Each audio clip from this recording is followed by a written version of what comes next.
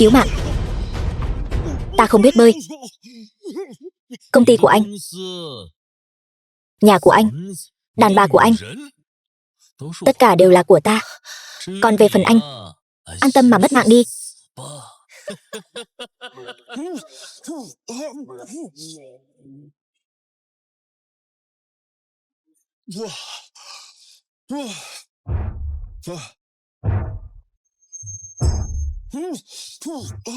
Ta chưa mất mạng.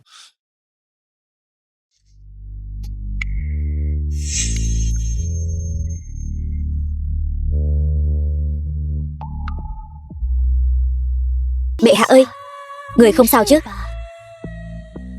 Ngô hoàng vạn tuế, vạn tuế, vạn vạn tuế. Ta xuyên không thành hoàng đế Đại Chu. Hạ Huyền Tông. Người đàn bà này cũng không phải Sở Khuynh Nhan, mà là Hoàng Quý Phi. Sở Nhan. Bệ hạ, người làm thần thiếp sợ khiếp. Thần thiếp còn tưởng người uống rượu quá chén mà đuối nước qua đời rồi chứ. Ta nhớ ra rồi. The film was translated and narrated by M Media.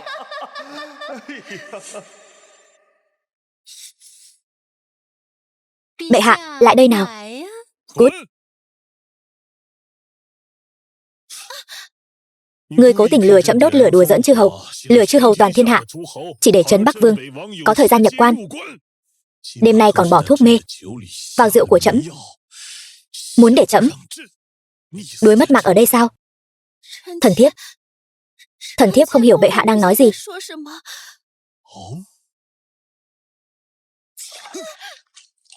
Nghe không hiểu. Trẫm độc sủng ngươi 3 năm.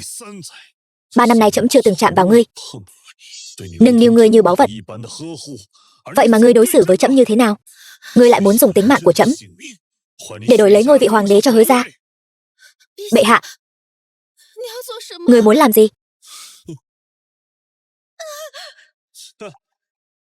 Làm những việc mà 3 năm nay trẫm chưa từng làm với ngươi. Hôm nay bù đắp cho ta đi. Không được. Hôn quân Hứa Phượng Niên, thế tử trấn Bắc Vương. Ngươi dám?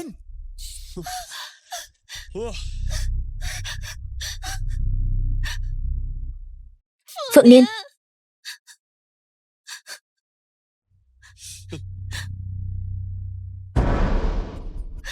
Phượng Niên ơi, nếu ngươi đến muộn một bước nữa, ta đã bị hắn cầu hoàng đế. Sở Nhan vốn là thế tử phi của ta, lại bị ngươi cướp đoạt mất. Này, còn dám bắt nạt nàng ấy? Nói đi, muốn mất mạng thế nào? Trẫm sủng hạnh phi tử, liên quan gì đến ngươi? Còn ngươi, đêm hôm khuya khoắt cầm kiếm xông vào cung, chẳng lẽ là muốn mưu phản sao? Ngươi chẳng qua chỉ là một tên hôn quân bị gạt bỏ quyền lực, ta sẽ sợ ngươi sao? Hôn quân cũng vẫn là quân. Thiên tử nổi giận, thây nằm trăm vạn. Có tin không? Trẫm diệt sạch cả phủ trấn Bắc Vương của ngươi. Ta nể mặt ngươi quá rồi nhỉ? Thật sự coi mình là thiên tử sao? Có tin ta chém mất mạng ngươi không? Không được. Ngươi dám đụng vào một sợi tóc của ta, phụ vương ta nhất định sẽ tàn sát sạch triều đình Đại Chu của ngươi. Vậy thì mở to mắt cẩu của ngươi ra, xem trẫm có dám hay không. Thái hậu giá đáo, còn không mau dừng tay cho ai ra. Tiêu Thái hậu, Hoàng Thái hậu Đại Chu. Thái hậu, bệ hạ bị trúng tà rồi. Người đột nhiên rút kiếm, lại còn chém loạn người khác. Nhan phi, mau bình thân. Phế vật, mau bỏ kiếm xuống. Ngươi là cái thá gì mà cũng dám dạy trẫm làm việc? Ai ra là Thái hậu? Quả nhiên là chúng ta rồi. Đến cả ai ra mà cũng không nhận ra sao? Thái hậu. Trước đây chưa từng nhìn kỹ, hôm nay nhìn lại, Thái hậu kiểu thiếu phụ như này cũng vẫn còn phong tình lắm đấy. Phóng đãng, người vậy mà dám trêu ghẹo ai ra? Chắc chắn là biết phụ vương ta dẫn đầu liên quân chư hầu 15 lộ, sắp đến nơi rồi, nên sợ đến ngốc rồi chứ gì. Liên quân chư hầu, người quên rồi sao? Người đăng cơ 3 năm, chưa bao giờ quan tâm quốc sự, giờ thì Thiên hạ đại loạn, dân chúng lầm than. Bạo loạn nổi lên khắp nơi, lại còn đốt lửa đùa giỡn chư hầu, đã khiến 15 lộ nhập quan phản vương. Tên hoàng đế này quả thực là phế vật. Thế nhưng ta không phải là hắn. Người tưởng trẫm không biết sao? Các người đã dày công tính toán, cố tình mê hoặc trẫm. Trong triều đình, trong ngoài cấu kết, muốn gạt bỏ quyền lực của trẫm, khiến Đại Chu trở nên chứng khí mù mịt. Bây giờ lại muốn đổ hết tội danh này lên đầu trẫm. Người tưởng trẫm là kẻ chịu tội thay sao? Đừng nói nhảm nữa, mau buông kiếm xuống, mau quỳ xuống tạ lỗi với thế tử. Muộn rồi. Bây giờ mau quỳ xuống, dập đầu cho ta. Có lẽ ta sẽ để lại cho ngươi một cái xác toàn vẹn. Chẳng lẽ ta lại nhu nhược đến thế sao? Ta cứ ức hiếp ngươi đấy. Thì sao nào? Phụ vương ta đã áp sát kinh thành. Bây giờ ta bắt ngươi, tên cẩu hoàng đế này, phải quỳ xuống, học tiếng chó sủa. Dừng tay.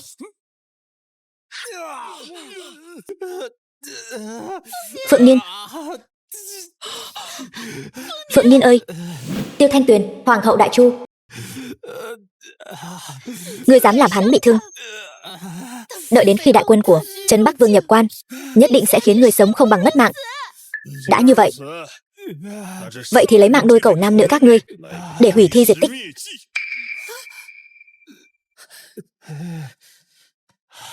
Ngài còn chưa gây đủ họa sao? Ngài đã chém một cánh tay của Hứa Phượng Niên rồi. Nếu thực sự lấy mạng hắn, ngày sau Trấn Bắc Vương nhất định sẽ không để yên cho ngài. Đây chính là hoàng hậu của ta. The film was translated and narrated by Chấm. M-Media. Là thiên tử lấy mạng một tên cẩu nô tài, còn cần phải do dự sao? Người đâu? Bắt chúng lại. Buông ta ra. Buông ta ra. Hoàng đế, đại quân đã áp sát, ngươi còn muốn động thủ? Ngươi sợ mình mất mạng chưa đủ nhanh sao? Thái hậu, ngươi... Thôi được, lần này ta nể mặt hoàng hậu một chút. Còn về phần Thái hậu, để sau này tính sổ. Mang cái móng heo này về cho Trấn Bắc Vương, nói với hắn, liên quân tiến thêm một dặm, trẫm sẽ đoạn một chi của con trai hắn. Tiến thêm 10 dặm, trẫm sẽ chảm đầu cẩu của con hắn.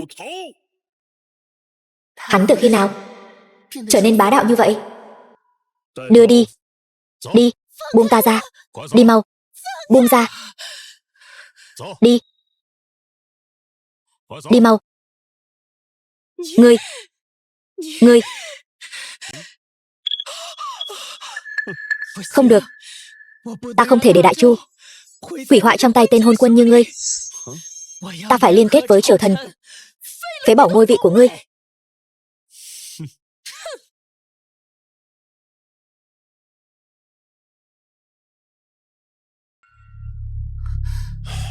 Bệ hạ, Đại Chu vốn đã nội yêu ngoại hoạn, người còn hành động sốc nổi như vậy, ngôi vị không giữ nổi đâu.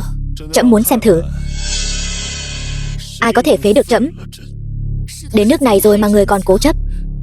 Chỉ riêng 15 lộ phản vương, người định đối phó thế nào? Yên tâm đi, trẫm đã có cách.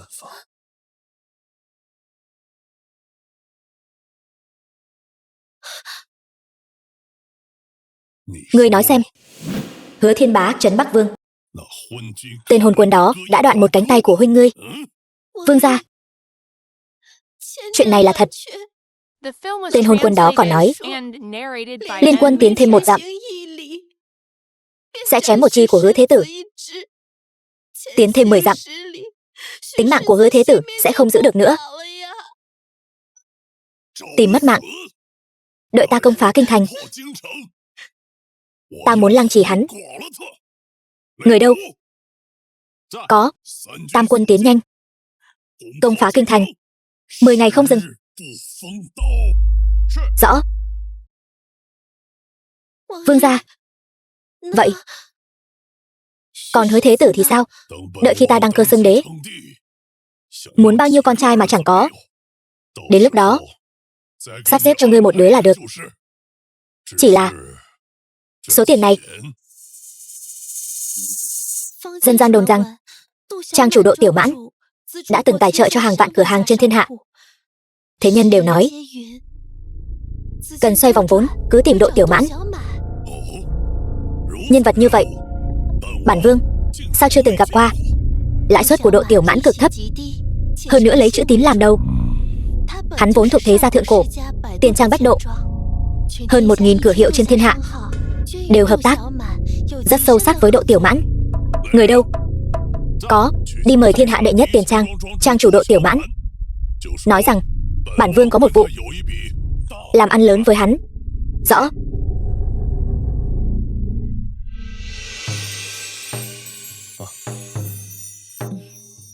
Bệ hạ, nay ta nắm giữ Giang Sơn mỹ nhân, sao có thể để lũ chư hầu còn con phá hỏng chuyện tốt của ta?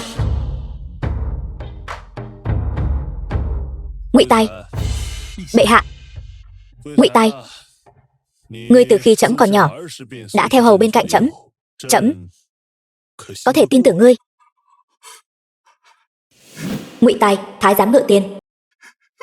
Bệ hạ, người đối với lão nô trước nay chưa từng bạc đãi. Lão nô thể mất mạng trung thành với bệ hạ. Tốt, ngươi lập tức đi thu gom khắp kinh thành lưu huỳnh, than củi, diêm tiêu, trộn theo tỷ lệ 1:18, đóng vào thùng gỗ kín, chôn sâu tại nơi thích hợp cho đại quân đóng quân ở ngoài thành. Việc này, hoàng thượng, người chuẩn bị những thứ này để làm gì?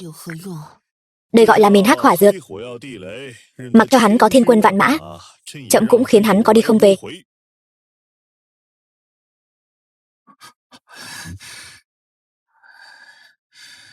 Bệ hạ.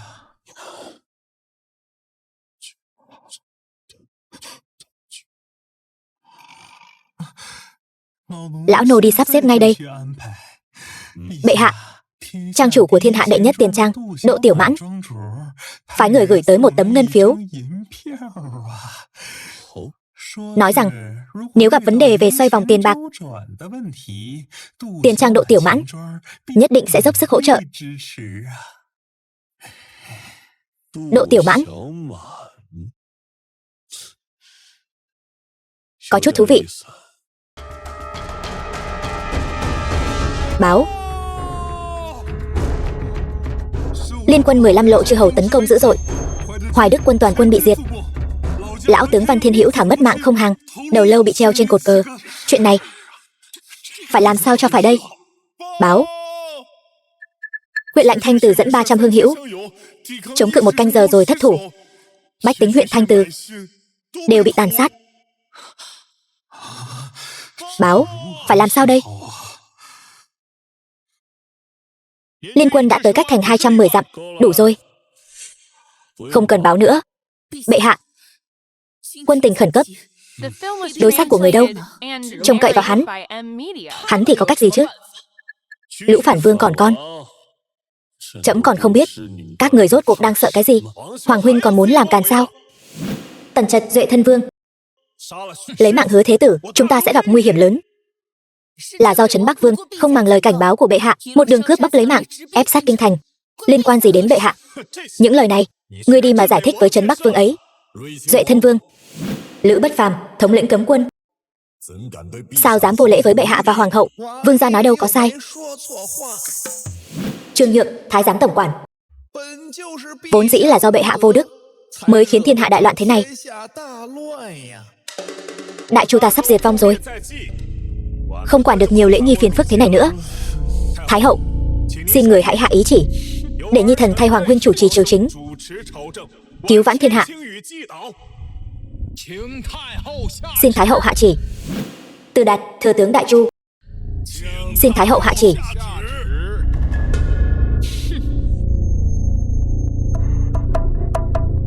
Các vị ái khanh bình thân. Nếu quần thần đã đồng lòng như vậy, có thể thấy bệ hạ đã mất hết lòng dân. Theo ta thấy, vậy thì để Duệ Thân Vương chủ trì triều chính đi, tuân theo ý chỉ của mẫu hậu. Còn cười cợt được sao? Chẳng lẽ không nhìn ra bản thân đang lâm vào cảnh nguy khốn sao? Duệ thân vương, ngươi định giải quyết loạn chư hầu thế nào? Đơn giản vô cùng. Chỉ cần Hoàng huynh lấy một mạng đền một mạng, bình ổn cơn giận của Trấn Bắc Vương, chư hầu tự nhiên sẽ lui binh. Hoang đường, Trấn Bắc Vương vốn đã có tâm mưu phản. Nếu bệ hạ quyên sinh, thiên hạ đại loạn, chẳng phải vừa ý hắn sao? Hoàng hậu lo xa quá rồi. Trấn Bắc Vương này là người hiểu lý lẽ. Chỉ cần bệ hạ mất mạng, hắn nhất định sẽ lui quân thôi. Không sai. Bệ hạ tham luyến mỹ sắc, không lo triều chính. Trước thì đốt lửa đùa giỡn chư hầu, sau thì vô cớ sát hại thế tử Trấn Bắc Vương. Vốn dĩ là tội đáng mất mạng. Nói như vậy, cách giải quyết của ngươi chính là bắt trẫm phải mất mạng. Hoàng huynh, làm việc gì thì tự mình gánh vác. Dùng mạng của một mình huynh đổi lấy thái bình cho đại chu ta, nhất định sẽ được vạn dân ca tụng. Xin bệ hạ hãy mất mạng đi, đổi lấy thiên hạ thái bình. To gan, các người muốn bức cung sao? Hoàng hậu nói sai rồi. Vương gia nhà ta chỉ cần cái đầu cẩu của hôn quân này để an ủi linh hồn thế tử nhà ta. Ngươi là kẻ nào? Tại hạ Hứa Sinh, gia nô của Trấn Bắc Vương phủ. Hứa Sinh, sứ giả của Trấn Bắc Vương, đặc biệt tới tìm tên hoàng đế vô đức của Đại Chu, hưng sư vấn tội. Một tên gia nô mà cũng dám vấn tội đế vương. Ta thấy ngươi là muốn tìm mất mạng. Người đâu? Tất cả lui xuống cho bản cung. Thái hậu đây là có ý gì? Đây là có ý gì? Đã là sứ giả của Trấn Bắc Vương, đương nhiên phải lấy lệ đối đãi. Nói, Trấn Bắc Vương rốt cuộc thế nào mới chịu lui binh? Đơn giản thôi, tên hôn quân này đã lấy mạng thế tử nhà ta, thì phải lấy một mạng đền một mạng. Chỉ cần giao ra cái đầu của tên hôn quân này, chư hầu các lộ sẽ lập tức lui binh. Trở về phong địa, Hứa Phượng Nhiên nửa đêm cầm kiếm xông vào cung, ý đồ hành thích, đã bị hoàng thượng bắt giữ. Là do Trấn Bắc Vương không nghe lời cảnh báo của bệ hạ, ép lấy mạng con trai hắn. Liên quan gì đến hoàng thượng? Thế tử nhà ta vốn ôn hòa khiêm cung, người người đều khen ngợi, sao có thể làm ra chuyện khi quân thế này? Đúng vậy, ta có thể làm chứng. Tên hôn quân đó nửa đêm gọi Hứa thế tử vào cung, nói là yến tiệc, thực chất chính là hồng môn yến. Hứa thế tử hơi phản kháng. Tên hôn quân đó đã đoạn đứt hai tay hắn, khiến hắn mất máu mà mất mạng tại chỗ. Còn có chuyện này sao? Thật là vô lý. Hoàng đế, có phải thật sự là ngươi cố tình lập mưu sát hại con trai Trấn Bắc Vương không? Không thể nào. Là thì đã sao? Hoàng huynh, huynh đã thừa nhận rồi, vậy không nên cho thiên hạ một lời giải thích sao? Trẫm làm việc cả đời, cần gì phải giải thích với lũ các ngươi? Ngươi làm trẫm không ngờ tới, ngươi còn dám xuất hiện trước mặt trẫm. Đại quân Trấn Bắc Vương trong chớp mắt sẽ tới nơi, ta sẽ sợ ngươi sao? Quý phi nương nương không cần phí lời với hắn. Trong vòng 1 tuần nhang, giao ra cái đầu của tên hôn quân này, bằng không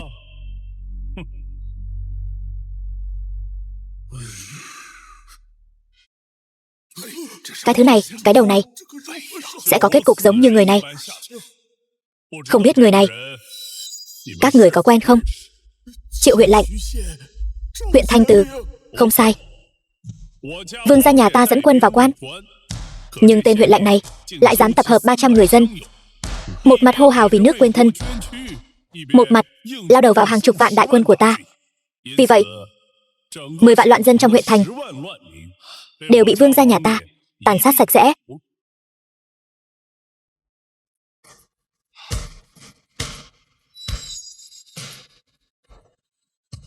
Văn tướng quân, thật sự là ông ấy sao? Lão cẩu này không hổ là hậu duệ khai quốc công thần Đại Chu, cường liệt dũng mãnh. Đáng tiếc thay, lại dám dẫn quân mưu phản, cho nên cũng bị vương gia nhà ta tiện tay lấy mạng luôn. Thật to gan, rõ ràng là các ngươi dọc đường lấy mạng cướp bóc, công thành chiếm đất. Huyện Lạnh Thanh từ thà mất mạng không hàng.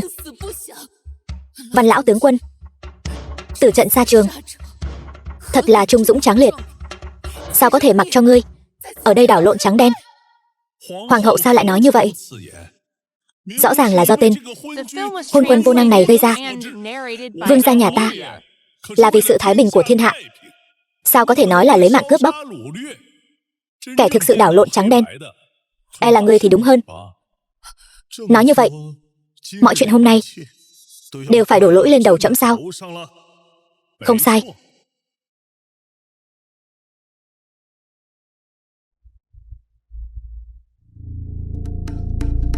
Vương gia nhà ta đã nói, cái hộp này hoặc là đựng đầu của hôn quân mang về, hoặc là sau khi tàn sát kinh thành sẽ đựng đầu của hôn quân mang về.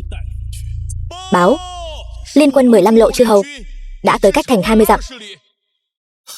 Làm sao đây? Phải làm sao đây? Làm sao đây? Tên cẩu hoàng đế, đến lúc này rồi, ta cũng không ngại nói cho người biết, trang chủ thiên hạ đệ nhất tiền trang Độ Tiểu Mãn đã quyết tâm đầu quân cho vương gia nhà ta. Cái gì? Độ Tiểu Mãn trí tuệ vô song, tính toán không sai một bước, cũng đầu quân cho Trấn Bắc Vương rồi sao?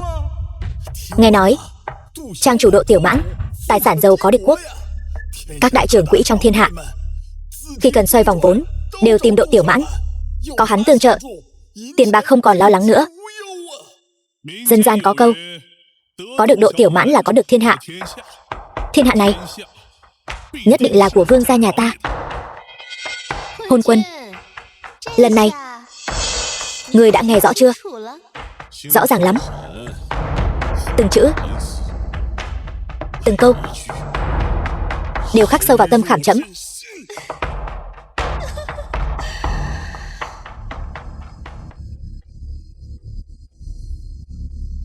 Vậy xin bệ hạ hãy tự kết liễu đi.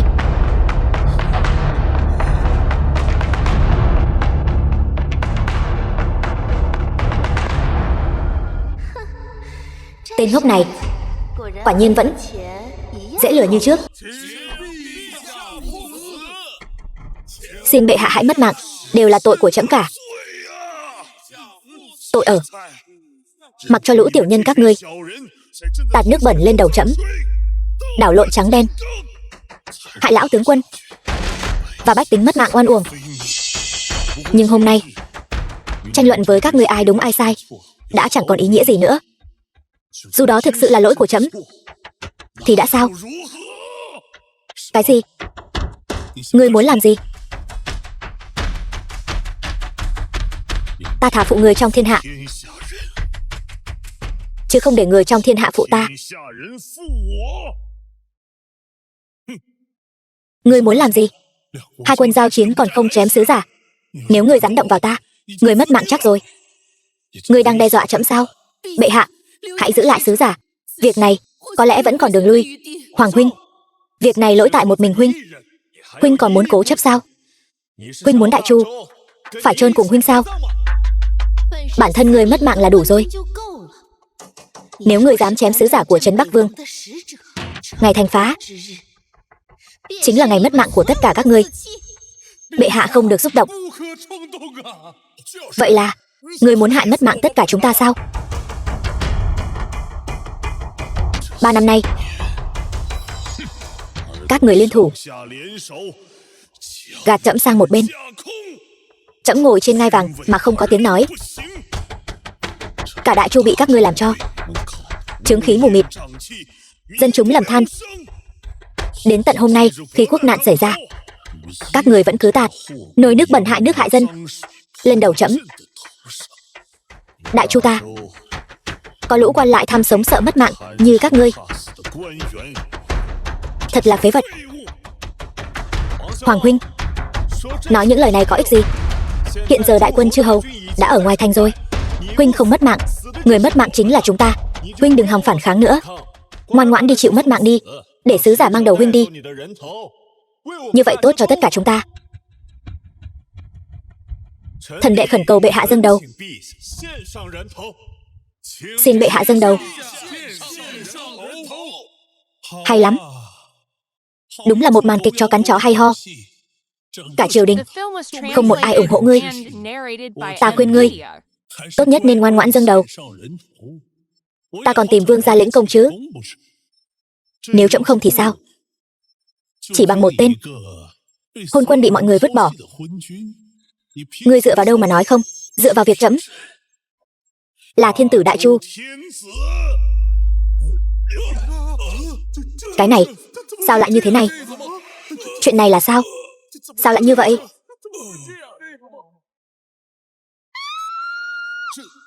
Ngươi cầm miệng, bằng không kẻ tiếp theo chính là ngươi. Bệ hạ, hắn sao như biến thành người khác vậy? Ngươi điên rồi. Đây là sứ giả của Trấn Bắc Vương đấy. Đây là Kim Loan Điện đấy. Vậy mà dám tự ý lấy mạng sứ thần. Mẫu hậu, Hoàng huynh muốn hại mất mạng chúng ta rồi. Cấm vệ quân, mau tới đây. Hoàng thượng muốn tạo phản rồi. Tần Chính to gan. Ngươi ngay cả sứ thần cũng dám lấy mạng. Ngươi định giải thích với Trấn Bắc Vương thế nào? Giải thích? Trẫm lấy mạng hắn thì có gì không được. Bệ hạ, giữ hắn lại. Có lẽ vẫn còn đường thương lượng. Nhưng người đã lấy mạng sứ giả, Trấn Bắc Vương sẽ không tha cho người đâu. Hắn đã muốn tạo phản rồi. Chẳng lẽ trẫm phải đàm đạo tử tế với hắn sao? Thật là vô lý. Mẫu hậu, Hoàng huynh tùy tiện làm can, chém mất mạng sứ thần. Hiện giờ chỉ còn cách bắt giữ hắn, giao cho Trấn Bắc Vương để dập tắt cơn giận của hắn thôi. Thần xin Thái hậu ban ý chỉ. Lập tân quân, phế truất hôn quân, chém hôn quân, tạ tội với chư vương. Chém hôn quân, tạ tội với chư vương. Lập minh quân, chém hôn quân, tạ tội với chư vương. Phế vật, còn chưa mau cởi long bào xuống, dâng cổ chờ chém.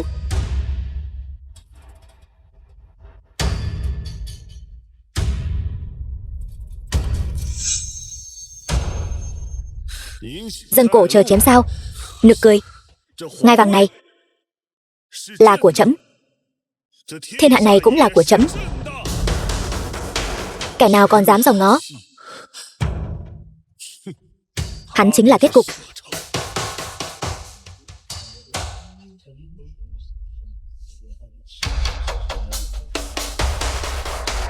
Làm can, không thể để ngươi làm loạn thêm nữa. Bằng không, ai ra cũng sẽ bị ngươi hại mất mạng. Người đâu? Người đâu? Bệ hạ muốn tạo phản rồi. Người đâu? Người đâu? Một con cẩu hoạn quan dám sủa càn trước mặt trẫm. Người đâu? Bắt hắn lại cho trẫm. Thần tuân mệnh. Ngươi dám? Ngươi là hôn quân, ngươi muốn làm gì? Ta là người của Thái hậu đấy. Hoàng đế, ngươi muốn làm gì? Chó cắn chủ, cần hắn làm gì? Đánh hắn thành đống thịt cho trẫm. Ngươi muốn làm gì? Thái hậu cứu thần. Thái hậu, Thái hậu cứu thần. Thái hậu, Thái hậu. Bây giờ còn ai muốn lấy đầu của trẫm không? Sao lại lấy mạng người trên triều đình? Chuyện này, nơi tôn nghiêm thế này, ngươi tùy tiện lấy mạng người, máu nhuộm kim điện. Đây là điểm báo mất nước. Loạn quân lấy mạng dân ta, tàn sát bách tính ta, làm nhục trung thần ta. Trẫm chính là muốn máu nhuộm kim điện này, chính là để đánh thức nhiệt huyết của người Đại Chu. Bệ hạ nói hay lắm. 8 vạn cấm quân, thể mất mạng theo hầu, thể mất mạng trung thành. Nói thì dễ, liên quân chư vương hơn 100 vạn, chỉ dựa vào 8 vạn cấm quân kinh thành, làm sao chống đỡ? Báo, báo, liên quân chư hầu đã áp sát thành. Chúng đã đánh tới rồi. Giờ phải làm sao? Nhanh vậy sao? Xong đời rồi. Trăm vạn đại quân. Căn bản không thể chống đỡ. Đều tại ngươi lấy mạng sứ giả. Không còn đường lui nữa rồi. Lần này liên quân vào thành chắc chắn sẽ sinh linh đồ thán. Ngươi chính là tội nhân của Đại Chu.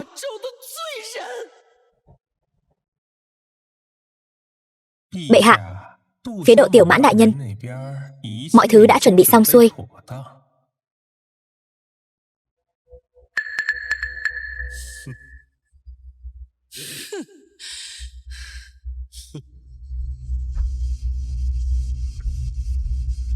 Liên quân còn con.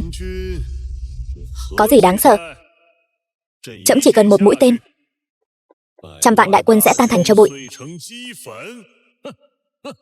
Ta thấy ngươi, đến một con gà cũng không lấy mạng nổi đâu. Hoàng huynh làm vua lâu quá, tưởng mình là thiên tử thật rồi sao? Có thể ngự được thiên uy chắc? Không sai, trẫm chính là muốn ngự thiên uy, lui vạn địch. Một mũi tên Định Giang Sơn, còn một mũi tên Định Giang Sơn chỉ bằng ngươi. Đúng là hết thuốc chữa. Bệ hạ, không được xúc động. Lúc này nên cố thủ thành trì, để đợi viện quân. Cố thủ. Trẫm không thèm. Trẫm muốn ngự giá thân chinh. Hoang đường. Còn ngự giá thân chinh, còn chê mình mất mạng chưa đủ nhanh sao? Hắn đã muốn mất mạng, mẫu hậu cần gì phải cản hắn? Ta muốn xem thử hắn làm sao dùng một mũi tên bắn mất mạng Triệu đại quân. Người đâu? Lấy cung tên của trẫm tới đây.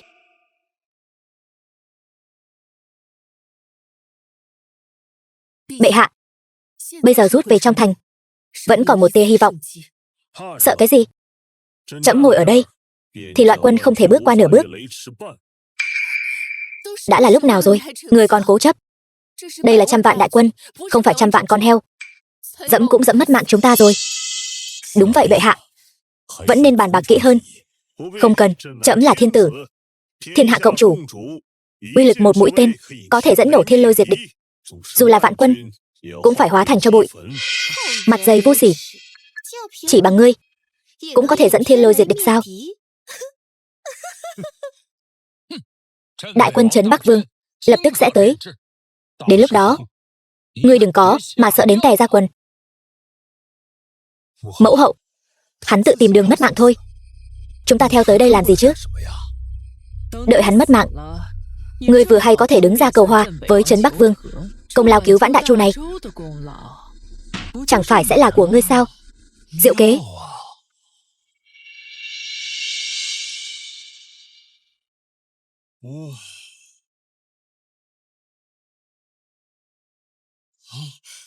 Liên quân, các chư hầu tới rồi. Hôn quân, ngươi đúng là tự tìm đường mất mạng.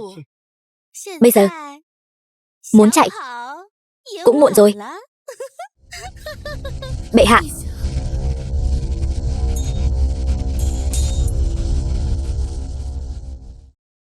The film was translated and narrated by M Media. đến đúng lúc lắm.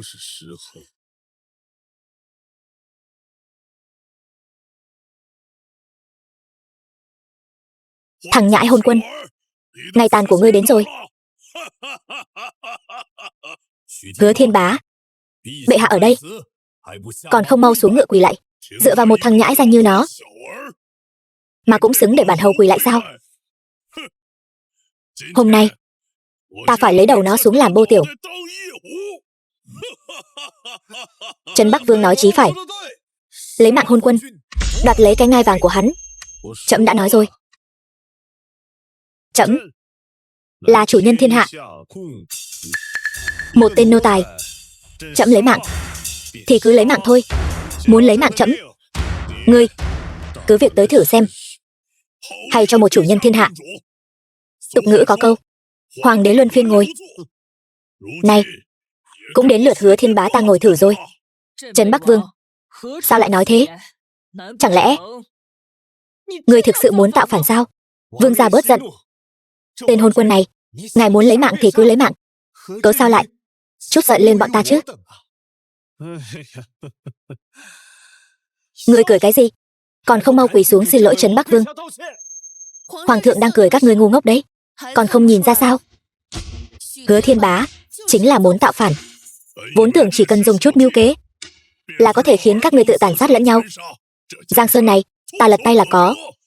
Ai ngờ thằng nhãi danh này lại dám chém mất mạng sứ giả của bản vương. Xem ra ta thực sự đã coi thường ngươi rồi.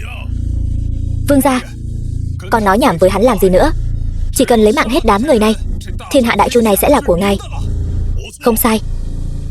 Tam quân nghe lệnh, kẻ nào chém được đầu hôn quân, thưởng vạn lượng vàng, phong vạn hộ hầu. Lấy mạng.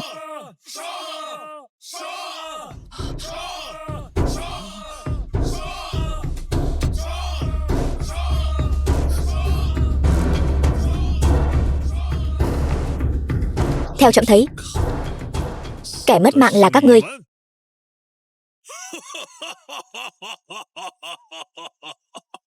Thật nực cười hết sức. Chẳng lẽ ngươi muốn dùng mũi tên này mà bắn mất mạng binh mã của bản vương sao?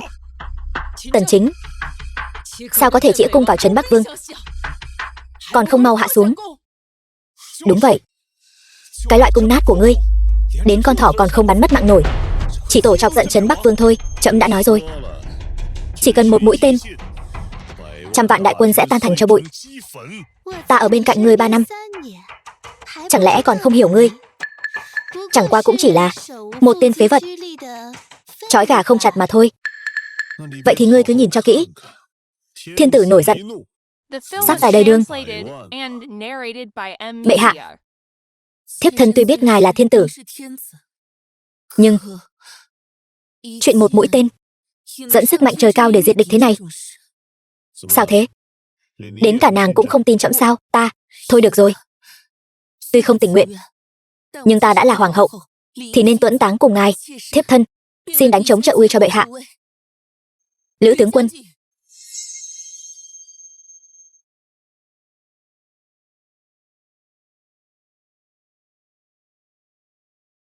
Điên rồi, tất cả đều điên rồi.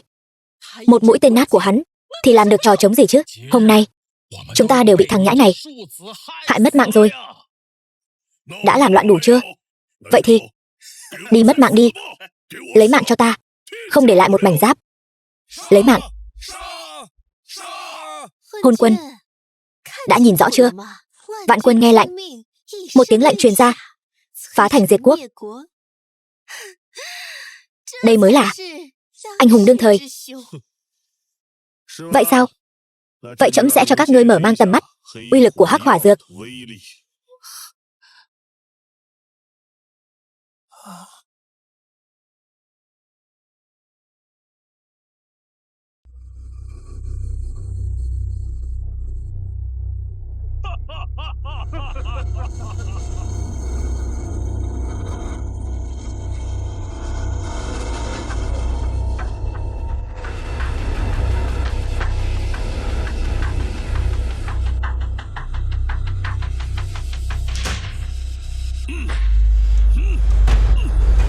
Một mũi tên dẫn thiên uy, ngươi làm ta sợ khiếp đấy.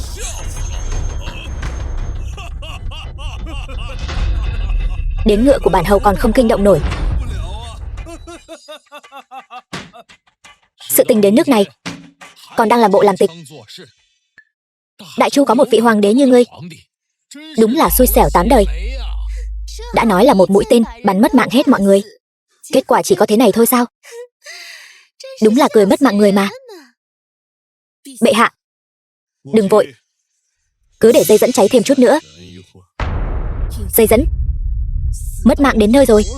Ngươi, đồ phế vật này, chỉ biết nói nhảm.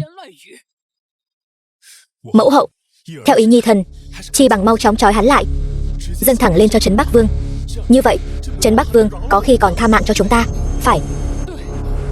Người đâu? Bắt hắn lại. Quân phản loạn ngay trước mắt. Các ngươi chỉ biết đấu đá nội bộ thôi sao?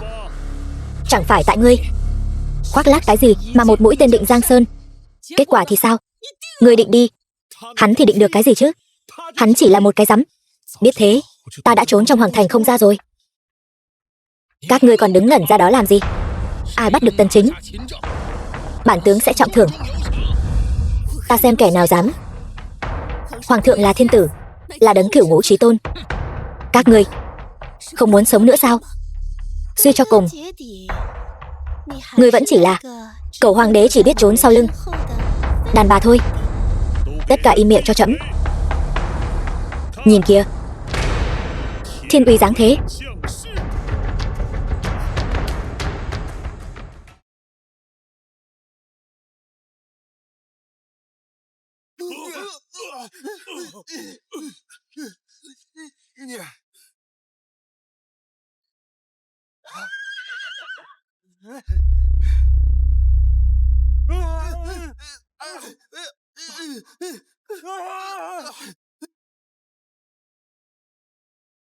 Chuyện gì thế này? Đã xảy ra chuyện gì? Uy thế kinh người quá. Sơn thần đánh trống sao? Vương gia, nhìn làn khói đen kia, đó là hướng đại doanh của chúng ta mà. Đại doanh. Vậy đại quân của bản vương, bệ hạ, có phải là do ngài làm không? Trẫm là thiên tử. Một mũi tên này dẫn thiên uy diệt địch, không quá đáng chứ? Không thể nào. Chẳng lẽ hắn thực sự là người được thiên mệnh lựa chọn? Thần hồ đồ quá. Bệ hạ một mũi tên diệt địch, thật anh minh thần võ. Bệ hạ một mũi tên diệt địch, thật anh minh thần võ. Tuyệt đối không thể. Sao ngươi có thể thực sự diệt địch bằng một mũi tên? Giả thần giả quỷ. Hôn quân chẳng qua chỉ là trùng hợp thôi. Làm màu cái gì chứ? Đúng vậy, chỉ là sét đánh thôi mà, có gì phải sợ. Không sai, suýt chút nữa bị ngươi dọa cho sợ khiếp. Ta đã bảo mà, ngươi là tên hôn quân không học vấn, sao có thể có bản lĩnh này được?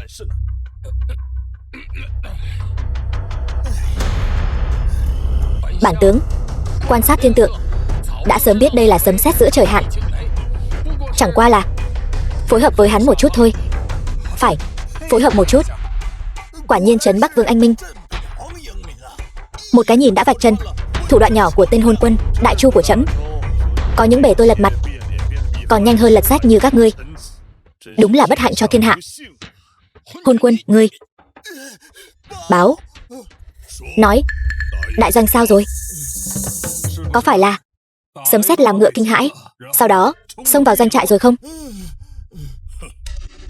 Vậy thì tốt, đại doanh không sao. Ta đã bảo mà, đứa nghịch tử này không thể nào có bản lĩnh đó. Mẫu hậu, chúng ta vẫn nên nghĩ cách làm sao để giữ mạng đi thôi. Phải, mau, còn không mau bắt hắn lại cho ta. Dâng lên trấn Bắc Vương để xoa dịu cơn giận của vương gia. Đúng là ngu xuẩn hết chỗ nói. Đại quân của bản vương sẽ đến ngay lập tức. Hôm nay các ngươi đừng hòng chạy thoát. Vương gia, lại chuyện gì nữa? Đại doanh mất rồi. Cái gì mất rồi? Đại doanh mất rồi. Mất rồi, toàn quân bị diệt. Đại doanh mất sạch rồi. Mau chạy thôi, chạy mau. Quay lại cho ta. Chạy mau lên. Thiên lôi giáng thế, sơn thần đánh trống, chư hầu và đại quân đóng giữ đại doanh. Kẻ mất mạng, kẻ bỏ chạy. Chạy mau. Không thể nào. Đại quân của ta là vô địch thiên hạ, sao có thể như vậy?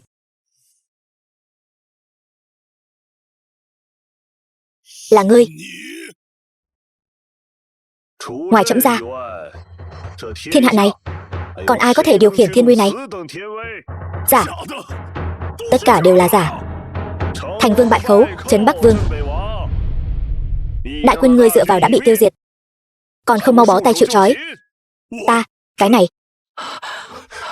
Mẫu hậu, trấn Bắc Vương không thể xảy ra chuyện gì được. Tại sao? Hắn vừa rồi ngay cả ai ra cũng muốn lấy mạng, rơi vào kết cục thế này. Đáng đời. Hồ đồ quá, mẫu hậu. Hiện giờ chúng ta đã đắc tội với Tần Chính rồi. Trấn Bắc Vương mà mất mạng, tiếp theo mũi nhọn sẽ chĩa vào chúng ta đấy. Mau đi mời đại tướng quân đến. Đi mau, tuân lệnh. Người đâu? Bắt hắn lại cho trẫm.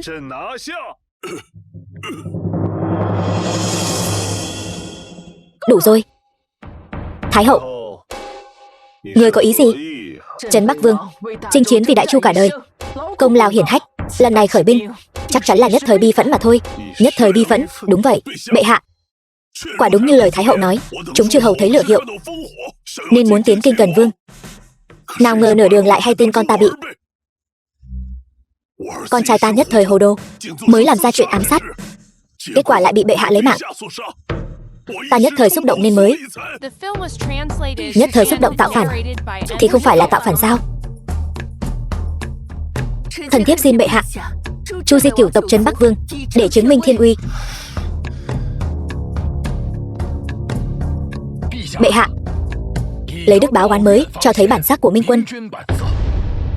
Hơn nữa, chuyện này vốn do bệ hạ mà ra. Thần xin bệ hạ khoan hồng. Xin bệ hạ khoan hồng. Khoan hồng sao? Loại Minh Quân này trẫm không làm cũng được. Người đâu? Bệ hạ không thể được. Trấn Bắc Vương vẫn còn hàng vạn tinh binh, lỡ cá mất lưới rách thì sao? Đúng, thả ta đi. Chuyện này cứ thế bỏ qua. Nhưng nếu bệ hạ được đằng chân lên đằng đầu, bản vương nhất định sẽ cá mất lưới rách với ngươi. Chỉ ngươi mà cũng xứng cá mất lưới rách với trẫm sao? Bệ hạ không thể. Vậy thừa tướng lại có cao kiến gì? Trấn Bắc Vương trấn thủ biên cương phía Bắc, uy chấn dị tộc. Lỡ như mất mạng ở đây thì dị tộc chắc chắn sẽ lại gây họa biên cương. Không sai, không có sự trấn áp của bản vương, đám dị tộc kia chắc chắn sẽ nam hạ. Đến lúc đó Đại Chu sẽ lầm than. Vậy lúc ngươi dẫn binh tạo phản, sao lại quên mất sinh tử của bách tính biên cương? Ngươi có biết trẫm mà mất mạng thay triều đổi đại, thiên hạ đại loạn, chúng sinh cũng lầm than hay không? Ta, Hoàng huynh, lời này sai rồi. Hôm nay tha cho Trấn Bắc Vương, vừa giải quyết được nỗi lo dị tộc Nam Hạ, lại vừa làm nổi bật sự nhân từ của bệ hạ, chẳng phải là vẹn cả đôi đường sao? Vương gia nói rất có lý. Vì bách tính biên cương, thần xin bệ hạ suy xét kỹ. Xin bệ hạ suy xét kỹ. Các ngươi cũng xứng làm bề tôi của Đại Chu ta sao? Bệ hạ, Trấn Bắc Vương tội chưa đến mức mất mạng. Hơn nữa, Ai Gia và mọi người cũng là vì bách tính, vì Đại Chu mà thôi. Hay cho câu tội chưa đến mức mất mạng. Vậy ta hỏi ngươi, Văn lão tướng quân tận trung cương vị, biết rõ phản quân có 100 vạn, vẫn không hề lùi bước, một thân một ngựa, quyết tử chứ không lùi. Cuối cùng lực kiệt mà mất mạng, còn bị người ta đoạn đầu. Hắn đáng mất mạng sao? Cái này huyện lệnh Thanh Từ thảm mất mạng không hàng, một thân áo xanh, dẫn theo 300 dân, cứng cỏi chống lại 100 vạn quân phản loạn 1 canh giờ, cuối cùng thành phá thân vong. Hắn đáng mất mạng sao? Không, không đáng. 10 vạn bách tính vô tội ở Thanh Từ, người già không đếm xuể, họ chẳng lẽ đáng mất mạng sao?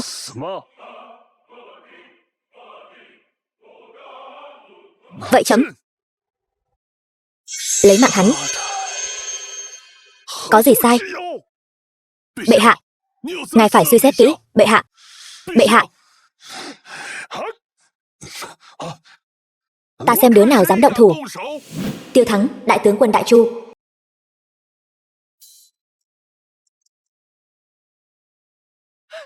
Đại ca, cuối cùng huynh cũng đến rồi. Cậu, ngươi có ý gì? Trấn Bắc Vương công lao hiển hách chẳng qua chỉ là nhất thời xúc động, Lão phu nói hắn tội chưa đến mức mất mạng, thì hắn không thể mất mạng. Hơn nữa, nếu ngươi lấy mạng Trấn Bắc Vương, thiên hạ đệ nhất, trang chủ Tiền Trang, Độ Tiểu Mãn, sẽ không tha cho người đâu. Bẩm báo. Khởi bẩm bệ hạ, trang chủ Độ Tiểu Mãn không phụ hoàng ân, đã quét sạch chướng ngại, hơn 1000 nhân khẩu nhà Trấn Bắc Vương đều đã bị bắt giữ, xin bệ hạ định đoạt. Chản đi. Tuân chỉ, ta xem ai dám. Đại tướng quân oai phong thật đấy. Nếu hôm nay Trấn Bắc Vương thắng, hắn có tha cho trẫm không? Có tha cho bách tính kinh thành không? Loạn chư hầu đều là do ngươi gây ra, ngươi phải tự giải quyết, đây là bổn phận. Khi ngươi làm hoàng đế, chúng ta đi.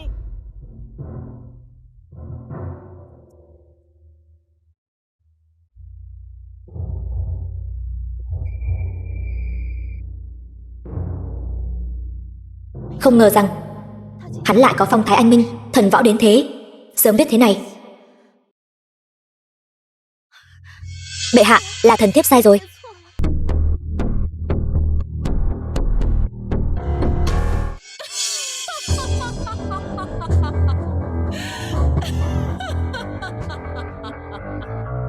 Ta đã nói mà,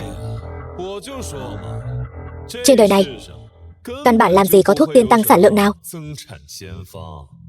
Bệ hạ, mau hạ chỉ truyền ngôi cho Tần Trật đi thôi. Vội cái gì? Muốn phân bón phát huy tác dụng, còn phải đợi thêm một thời gian nữa. Bệ hạ, đừng có kéo dài thời gian nữa. Những lời trước đó của người, tất cả mọi người ở đây đều nghe rõ một một. Hay là mau chóng nhận thua đi. Câm miệng. Ngươi là thừa tướng, mà hết lần này tới lần khác đối đầu với trẫm, thực sự tưởng trẫm không dám chu di cửu tộc nhà ngươi sao? Trước khi đó, còn ai thấy thuốc tiên này vô dụng không? Đây, kẻ nào định ủng hộ lập Duệ thân vương lên ngôi, thì hãy đứng về phía sau hắn đi. Trẫm cho các ngươi một cơ hội để lập công phò trợ hắn đấy. Lại còn bịa đặt cái gì nữa? Thuốc tiên tăng sản lượng. Ngươi đúng là một tên hôn quân.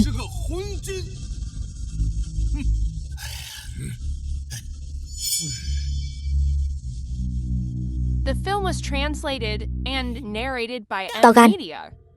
Bệ hạ, cũng là vì nghĩ cho bách tính thiên hạ thôi. Dù thuốc tiên vô dụng, các ngươi, hoàng hậu không cần nói nhiều. Kẻ nào có lòng phản nghịch đều đã đứng ra cả rồi. Trẫm vừa hay hốt gọn một mẻ, còn sợ ngươi không bằng. Đúng vậy, sau ngày hôm nay, ngươi sẽ không còn là hoàng đế Đại Chu nữa. Sau này đi ăn mày, nhớ ghé qua phủ bản quan nhé. Cũng đã làm quân thần một thời gian, cơm thừa canh cạn vẫn sẽ chừa phần cho người đấy. Tần Trật, quân tử không nói đùa. Đã thua rồi thì mau chóng thoái vị đi. Xin bệ hạ thoái vị. Mở to mắt cầu của các ngươi ra mà nhìn. Thuốc tiên của trẫm có tác dụng hay không? Đây, sao lại mọc ra rồi? Trên đời này lại thực sự có loại thuốc tiên này sao? Có được thần vật này, sản lượng lương thực chẳng phải có thể tăng lên gấp mấy lần sao? Không thể nào. Dạ, hắn chắc chắn đã giở trò gian lận. Thế nào? Trẫm thắng rồi, người đâu? Bắt hết lũ phản thân này lại cho trẫm, tước bỏ quan vị, chu di tam tộc. Bệ hạ, bệ hạ, bệ hạ, tha mạng cho thần, bệ hạ. Tất cả dừng tay cho ai ra. Hoàng thượng, người to gan lắm. Bắt bọn chúng lại. Ai sẽ trị quốc đây? Thay vì để đám rác rưởi ăn không ngồi rồi này chiếm giữ triều đường, trẫm thả lấy mạng sạch tất cả, không chừa một tên.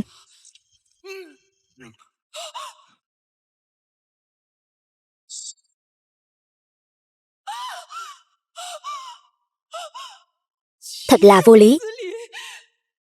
Ngươi Thái hậu tưởng rằng thế là xong sao? Người đâu, lột bỏ mãng bào của hắn cho trẫm. Ta xem ai dám. Tần Trật là thân vương đương triều, sao có thể tùy tiện làm nhục Thái hậu? Nguyện đánh cược thì phải chịu thua. Chẳng lẽ người muốn nuốt lời sao? Bệ hạ, Duệ Thân Vương là bậc hiền vương đương triều, được vạn dân ca tụng. Nếu người tước bỏ vương vị của hắn, chắc chắn sẽ mất hết lòng dân. Hôn quân tàn bạo, nhẫn tâm hãm hại trung lương. Xin Thái hậu ban ý chỉ, tước bỏ đế vị của hắn để trấn an lòng bách quan thiên hạ. Các ngươi cấu kết với nhau, lòng dạ Tư Mã Chiêu ai ai cũng rõ. Trẫm chỉ tước vương tước của ngươi đã là nhân từ hết mức rồi. Nếu còn không biết điều, tống ra ngọ môn, chảm đầu. Ta xem ai dám chém con trai ta. Ta dám.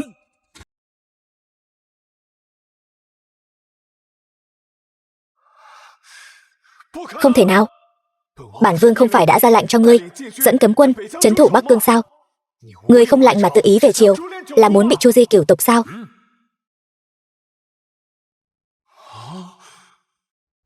Bệ hạ thánh chỉ, triệu ta về triều.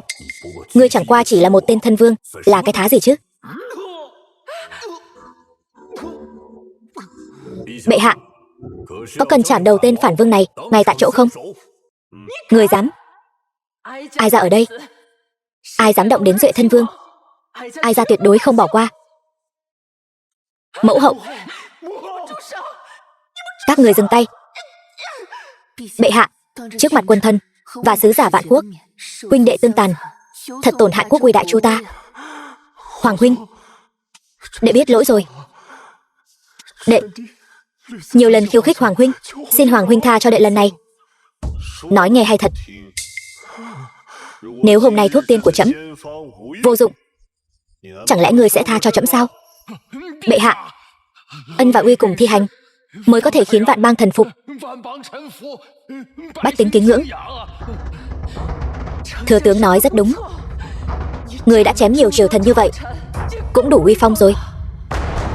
Lúc này chính là lúc nên thể hiện phong độ của một bậc quân vương. Phong độ? Các ngươi chẳng phải vẫn luôn nói trẫm là hôn quân sao? Vậy trẫm sẽ làm hôn quân một lần cho các ngươi xem. Truyền lệnh, Duệ Thân Vương Tần Trật mưu đồ phản nghịch, tội ác tày trời, tống ra ngọ môn, chảm đầu thị chúng. Hoàng huynh, tha mạng. Hoàng huynh. Ồn ào. Ta xem ai dám động đến cháu ta. Đại tướng quân, dẫn binh bao vây Kim Loan Điện là muốn tạo phản sao? Ngươi còn chưa xứng nói chuyện với ta. Cút ngay. Bệ hạ, tha được người thì hãy tha. Nếu trẫm nói không thì sao?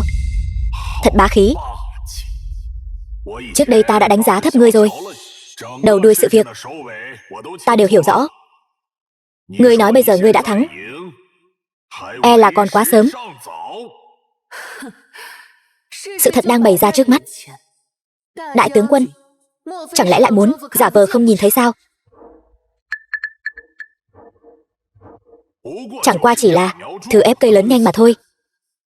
Cái chậu vỡ thì nói lên được điều gì? Đại tướng quân nói đúng. Chẳng qua là một chậu hạt giống, không thể chứng minh thuốc tiên của ngươi có ích cho bách tính. Đúng, bản vương vẫn chưa thua. Được, vậy các ngươi nói xem thế nào mới là thua?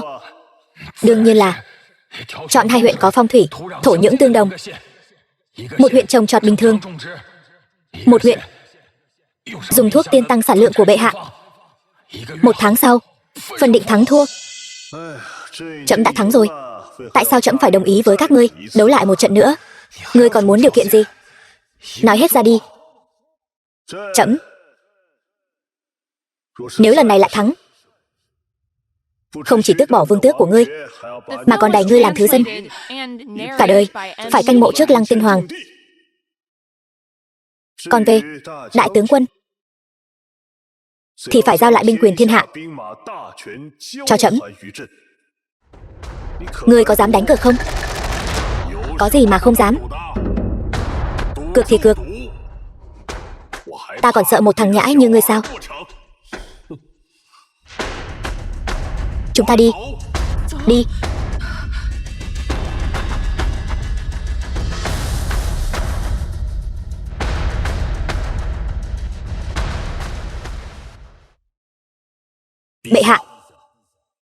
Tại sao không nhân cơ hội này tiêu diệt sạch bọn phản tặc đó? Đúng vậy, bệ hạ. Thả hổ về rừng, hậu họa khôn lường. Binh lực toàn thiên hạ đều nằm trong tay đại tướng quân. Nếu cá mất lưới rách, Đại Chu sợ là sẽ nội loạn. Đến lúc đó sẽ là cảnh lầm than. Bệ hạ nhân từ. Bệ hạ, chẳng lẽ cứ thả bọn chúng đi như vậy sao? Tất nhiên là không rồi. Trẫm vừa vặn cần 1 tháng để chuẩn bị. 1 tháng sau, trẫm nhất định sẽ nhổ cỏ tận gốc. Ngoại thích họ Tiêu và Tần Trật, không chừa một ai. Thật tức mất mạng ai ra mà. Đều tại lão thần chuẩn bị không chu toàn, mới để tên hôn quân đó lật ngược kế cờ, không trách thừa tướng. Ai mà ngờ được, tên nghiệt tử đó lại thông thạo ngôn ngữ phiên bang, còn lấy ra được cái gì mà thuốc tiên tăng sản lượng. Quả là đã coi thường hắn. Thái hậu, đại tướng quân, chớ nóng vội. 1 tháng sau, ta nhất định sẽ khiến tên hoàng đế nhãi nhép đó ngoan ngoãn thoái vị. Thừa tướng, có kế sách gì? Tên hôn quân đó sống trong thâm cung, ngũ cốc chẳng phân biệt được. Thần chỉ cần tìm cho hắn một nơi hạn hán, đất đai cằn cỗi, đến mầm cũng không mọc nổi. Cho dù hắn có phương thuốc tiên, cũng vô dụng thôi. Được. Không chỉ có vậy, thần còn có thể thi triển chút kế mọn, mê hoặc đám dân làng ngu muội, để bách tính thiên hạ đều biết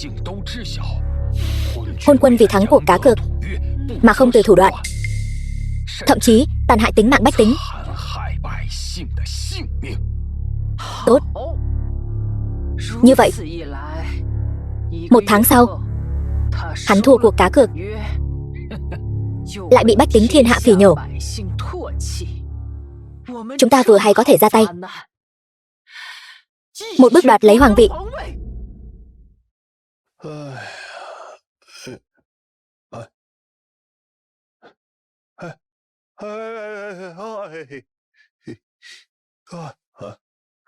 Bệ hạ, đã đến nước này rồi, người còn tâm trí hưởng lạc sao?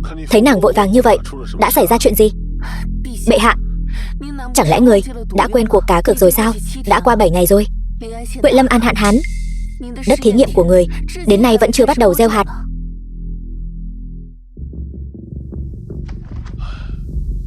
Huệ Lâm An hạn hán, bách tính tụ tập cúng bái làm loạn. Đất thí nghiệm mà bệ hạ tùy ý chọn ra lại liên tiếp xảy ra chuyện này, thật quá trùng hợp. Làm gì có chuyện trùng hợp thế chứ? Nghĩ cũng biết là phe cánh của Thái hậu đang giở trò quỷ. Thần thiếp cũng nghĩ vậy. Bệ hạ, chúng ta bây giờ nên làm gì? Vừa hay, trẫm cũng lâu rồi chưa ra ngoài dạo chơi. Ngụy Tài, bệ hạ, chuẩn bị xe ngựa, trẫm muốn vi hành. Tuân lệnh bệ hạ. Phải rồi bệ hạ. Chuyến đi này có cần lão nô hầu hạ bên cạnh không? Không cần. Lần này trẫm đi, phe cánh họ Tiêu chắc chắn sẽ không bỏ qua cơ hội tốt như vậy. Ngươi ở lại kinh thành, có việc quan trọng hơn giao cho ngươi làm. Tuân mệnh. Cảm tạ thiên hạ đệ nhất thiện nhân Độ Tiểu Mãn. Nếu không có tiền bạc xoay vòng của ngài, thì cửa tiệm của tôi hôm nay đã không thể kinh doanh được rồi. Tiên sinh, những thảo dược nhân sâm ngàn năm này đều là thứ trăm năm khó gặp. Dẫu tôi không thể báo đáp ân cứu mạng của ngài, cũng xin ngài cho tôi một cơ hội báo đáp. Độ Tiểu Mãn tiên sinh hào phóng xuất tiền, xoay vòng vốn, đây đúng là bậc thánh nhân xuất thế. Xin tiên sinh nhận lấy tấm lòng của chúng tôi. Hỗn xược. Các vị hương thân phụ lão, Độ Tiểu Mãn tiên sinh là sống ở nơi này sao? Các ngươi là ai? Bất cứ kẻ nào đều không được phép làm hại Độ trang chủ của chúng tôi. To gan, mau hạ đao xuống. Các vị hương thân phụ lão, xin hỏi Độ Tiểu Mãn tiên sinh có phải đang sống trong trang viên này không? Trong đại mộng ai tỉnh trước? Bình sinh ta tự biết. Là ai?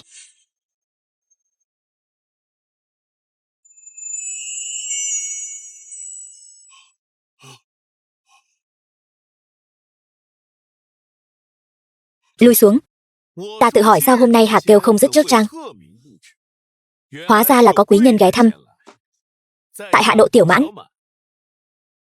Không biết quý nhân đến đây là vì lo việc nội yêu hay là vì lo họa ngoại xâm? Chẳng lẽ hắn biết ta là ai?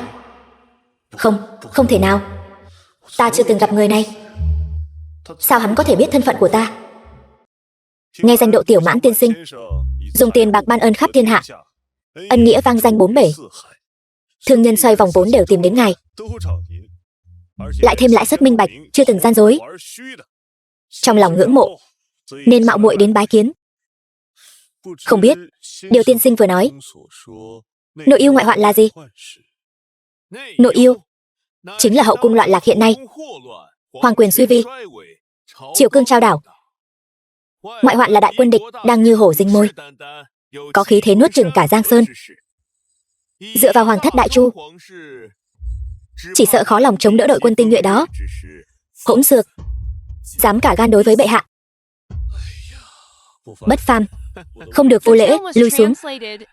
Đại Chu thế yếu, còn mong tiên sinh ra tay chỉ giáo. Ngươi là người phương nào? Ngươi chỉ là hạng dân đen, không xứng biết thân phận của chủ tử ta. Cha, kim bài thì đã sao? Đừng quên việc huyện lệnh đã dặn. Đúng vậy. Nếu làm hỏng việc, huyện Thái gia sẽ lấy ra hai cha con ta đấy. Còn không mau cút đi. Cẩn thận. Chỉ bằng các ngươi mà cũng đòi hống hách. Nói cho các ngươi biết, ở cái Lý Gia thôn này, hai cha con ta mới là trời. Núi cùng nước độc sinh ra lũ dân ngu. Còn ngẩn ra đó làm gì? Bắt hết bọn chúng cho ta.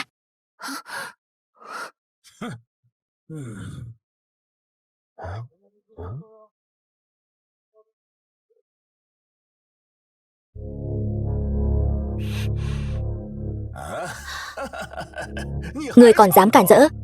Bắt lấy chúng cho ta. Đàn ông ném ra ruộng ủ phân, đàn bà kéo về thôn sinh con cho cả làng. Ta xem ai dám. Các người không sợ đầu rơi xuống đất sao? Sợ ngươi sao? Ngươi là cái thá gì? Cho dù là thằng nhãi hoàng đế có tới đây cũng phải quỳ xuống nói chuyện với ta. Động thủ. Ân nhân, các người mau đi đi. Đừng bận tâm đến chúng tôi. Chỉ trách ông trời không có mắt. Muốn đi? Không có cửa đâu. Kẻ nào dám gây rối ở đây? Bệ hạ, thần, dân đen hung tàn, không phải lỗi của ngươi, Lý tộc trưởng. Đêm hôm khuya khoắt thế này, ngươi đang làm loạn cái gì đấy? Huyện lệnh đại nhân, ngài phải làm chủ cho thảo dân. Chúng tôi đang tế thần sông, bọn chúng đột nhiên nhảy ra, phá hỏng chuyện tốt. Đại sự quốc gia đang trong lúc tế lễ, kẻ nào dám làm chậm trễ đại sự tế lễ? Các ngươi có biết tội không? Ngươi chính là huyện lệnh Lâm An sao? Oai phong thật đấy. Trước mặt huyện lệnh đại nhân còn không mau quỳ xuống hành lễ. Kẻ nên quỳ là các ngươi mới đúng. Đúng vậy. Đừng trách ta không nhắc nhở ngươi. Đắc tội với bọn ta, cho dù ngươi có 9 cái đầu cũng không đủ để rơi đâu. Ngươi là cái thá gì mà cũng dám trị tội ta? Huyện Lâm An này, huyện lệnh nhà ta chính là trời. Muốn trị tội ngươi, ngay cả hoàng đế cũng không cứu nổi ngươi đâu. Huyện Thái gia còn nói nhảm với bọn chúng làm gì? Ngài chỉ cần động tay một chút là có thể bóp mất mạng bọn chúng rồi. Tri phủ đại nhân nói ngự sử đã đến huyện Lâm An tuần tra. Mấy người này ăn mặc không tầm thường. Không lẽ là... Nhìn các hạ khí độ bất phàm, có phải là người do phía trên phái đến không? Phải thì đã sao? Thế thì tốt quá. Mọi người đều là người một nhà cả. Chư vị không bằng theo bản huyện về phủ, nhất định sẽ có rượu ngon thịt tốt, tiếp đãi chu đáo. Để bọn họ thả người trước đã. Huyện Thái gia đã nể mặt các ngươi rồi, các ngươi còn làm cao cái gì nữa? Câm miệng. Đại sự tế lễ này liên quan đến đại kế của bách tính. Vài ba mạng người còn con chẳng tính là gì cả. Chẳng lẽ thật sự muốn vì chút chuyện nhỏ này mà đối đầu với bản quan sao? Chuyện nhỏ còn con, việc lấy mạng người như ngoé, trong miệng ngươi lại biến thành chuyện nhỏ còn con. Ta lại muốn biết, rốt cuộc là tên cẩu quan nào mù mắt, lại để loại sâu mọt như ngươi làm quan phụ mẫu của một huyện. Rượu mời không uống lại muốn uống rượu phạt. Ta thấy mấy người các ngươi thân phận không tầm thường, nhưng thân phận của bản quan, nói ra e là các ngươi phải quỳ xuống cầu xin tha mạng. Được thôi, có thân phận gì cứ việc lộ ra đi. Các ngươi còn chưa xứng để biết thân phận của bản quan, còn ngẩn người ra đó làm gì? Tiếp tục tế lễ cho thần sông, làm chậm trễ đại sự, bản quan sẽ lấy ra các ngươi. Ân nhân, ngài đã chịu ra mặt vì gia đình chúng tôi. Chúng tôi vô cùng cảm kích. Ngài mau đi đi, đừng quản chúng tôi nữa. Coi như người biết điều.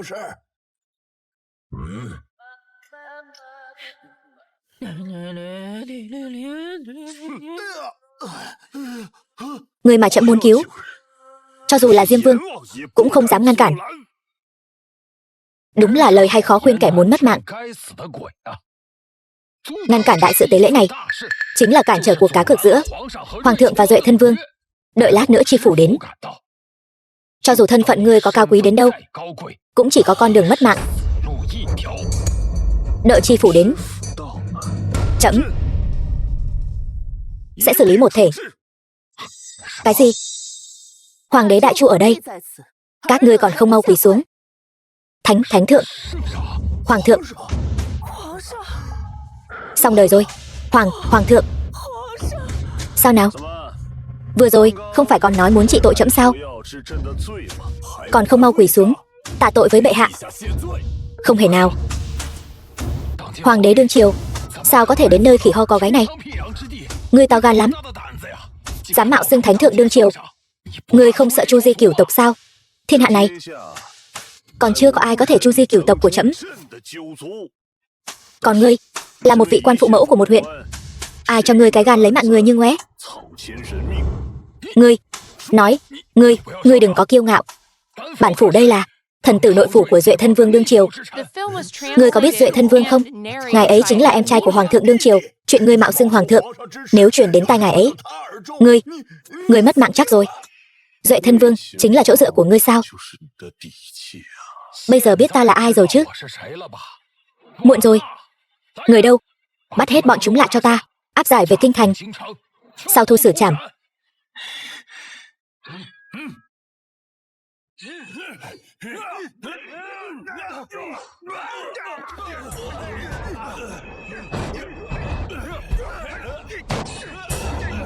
Mau thông báo cho tri phủ, nói nơi này có kẻ trộm mạo xưng hoàng thượng, bảo hắn mau dẫn binh đến. Rõ. Vẫn chưa đến huyện Lâm An sao? Lão gia, phía trước là đến rồi. Đại nhân. Chuyện gì? Có phải ngự sử đã đến không? Không phải. Cái gì? Có kẻ mạo xưng thánh thượng. Đúng là chán sống. Tăng tốc độ lên, trong vòng 1 tuần nhang phải đến nơi.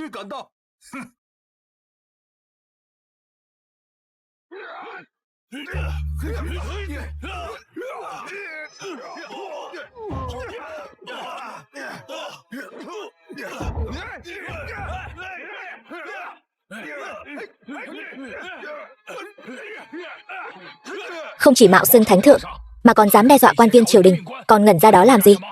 Ai có thể bắt lấy bọn chúng? Bản quan thưởng 1000 lượng bạch ngân. 1000 lượng bạch ngân, biết đâu còn được làm quan nữa đấy. Liều mạng thôi. Được, công lao này là của ta, ai cũng đừng hòng tranh với ta.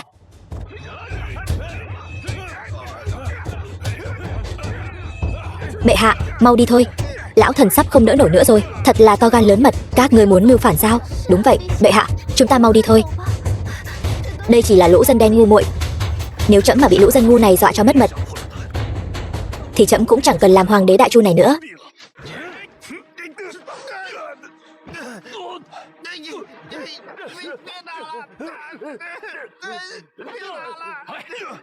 Thực sự coi mình là hoàng thượng sao? Hôm nay dù là Thiên Vương lão tử tới cũng không cứu được ngươi. Đánh cho ta, đánh mất mạng cho ta. Dừng tay. Tri phủ đại nhân, kẻ nào dám mạo xưng đương kim thánh thượng? Tri phủ đại nhân, ngài cuối cùng cũng tới rồi. Chính là bọn chúng, không chỉ mạo xưng đương kim thánh thượng, mà còn lấy mạng rất nhiều người, tội đáng mất mạng. Đúng, hắn còn phá hoại đại sự tế lễ của thôn chúng ta. Tri phủ đại nhân, ngài nhất định phải làm chủ cho thảo dân. Thật là vô lý hết chỗ nói. Còn ngẩn ra đó làm gì? Bắt lấy bọn chúng cho ta, chảm đầu thị chúng. Triệu Đức, ngươi nói xem, muốn chảm đầu ai? Ngô Hoàng vạn tuế, vạn tuế, vạn vạn tuế. Narrated by M Media. Triệu Đức, ngươi hôm nay được điều nhiệm đến Lâm Châu phủ, phải biết thương dân, thay trẫm chăn dắt một phương.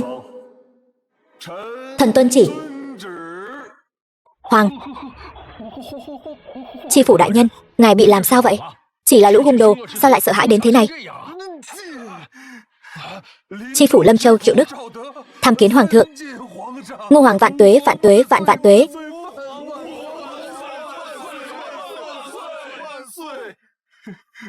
Tạ ơn hoàng thượng. Không biết thánh giá giáng lâm, có lỗi không đón tiếp từ xa, xin hoàng thượng tha tội. Trẫm đặt kỳ vọng rất lớn vào ngươi. Kết quả ngươi dạy một huyện lệnh nhỏ bé, coi mạng người như cỏ rác, thậm chí còn muốn chu di cửu tộc của trẫm. Ngươi làm tri phủ tốt thật đấy. Cái đồ mù mắt này, muốn mất mạng thì tự tìm cây cổ thụ mà treo mình đi. Đắc tội với bệ hạ, ngươi là muốn khiến quan phủ Lâm Châu chúng ta đều phải chôn cùng ngươi sao? Tri phủ đại nhân, tiểu nhân thật sự không biết. Hắn chính là hoàng thượng. Câm miệng. Hoàng thượng, thần quản lý thuộc hạ không nghiêm, kinh động đến ngự giá, xin tùy ý bệ hạ trị tội. Chỉ cầu bệ hạ niệm tình thần một lòng trung thành, đừng liên lụy đến tộc nhân.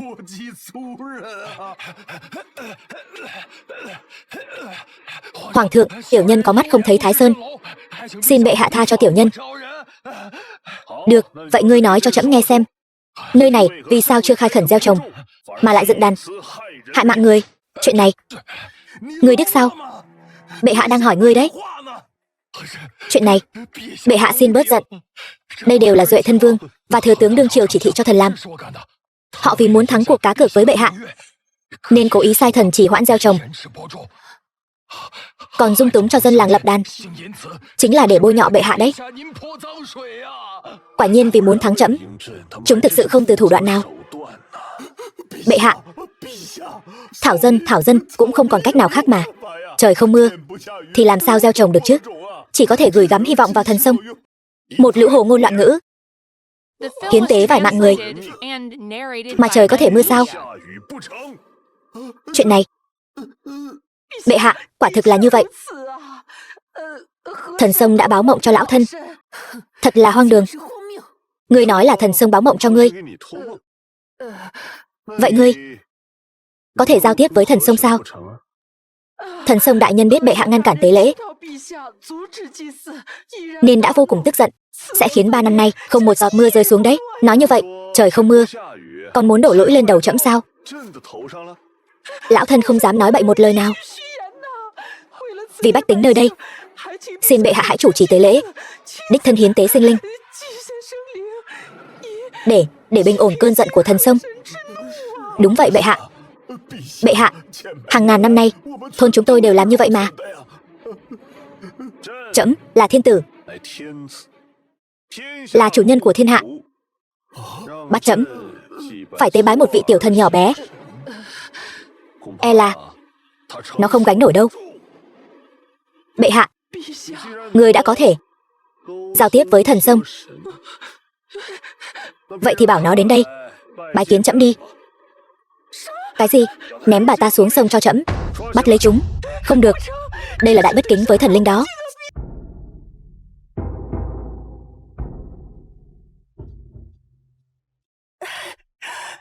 Đa tạ bệ hạ. Bệ hạ quả là minh quân giáng thế.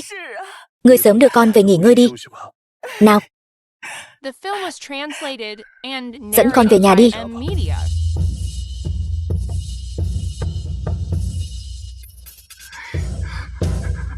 Thần vô năng, xin bệ hạ trị tội. Nhưng mà trời không đổ mưa, thần cũng lực bất tòng tâm. Chỉ là mưa thôi mà, có gì khó đâu. Bệ hạ thực sự có thể khiến trời đổ mưa. Thần thay mặt bách tính Lâm Châu, xin bệ hạ thỉnh cầu trời cao cho mưa giáng xuống. Bệ hạ, ngài cũng muốn thực hiện việc tế lễ hay sao? Là khoa học. Lữ tướng quân, đi chuẩn bị một ít bạc iốt. Bệ hạ, thứ cho thần kiến thức nông cạn. Bạc iốt này là gì? Cái này, thiếp thân cũng chưa từng nghe qua vật này. Bạc iốt ấy mà. Thực ra nó chính là muối. Muối mà cũng có thể cầu mưa sao? Đem số bạc iốt này, tức là muối đó, nhồi vào trong pháo hoa này, rồi bắn nó lên không trung. Số bạc iốt này khi ở trên không sẽ phát nổ, trực tiếp tạo thành các hạt nhỏ. Những hạt này sẽ kết thành băng. Những hạt băng này sẽ xúc tác hơi nước trong bầu khí quyển, ngưng tụ thành mưa. Như vậy là có thể tạo mưa rồi. Thiếp thân không hiểu, nhưng cảm thấy rất chấn động. Thần lập tức đi làm ngay. Bệ hạ, thiếp thân tra được, thừa tướng cố ý đặt ruộng thí nghiệm của ngài ở nơi Như Lâm An này. Nhưng đất của Duệ Thân Vương lại đặt ở vùng sông nước Giang Nam. Thật đê tiện vô sỉ. Vùng sông nước Giang Nam màu mỡ, dù chỉ là tùy tiện vãi hạt giống, cũng có thể đâm chồi nảy lộc. Yên tâm đi, trẫm có phân bón mà. Việc canh tác không thành vấn đề. Bọn chúng muốn thắng trẫm còn lâu nhé. Bệ hạ anh minh.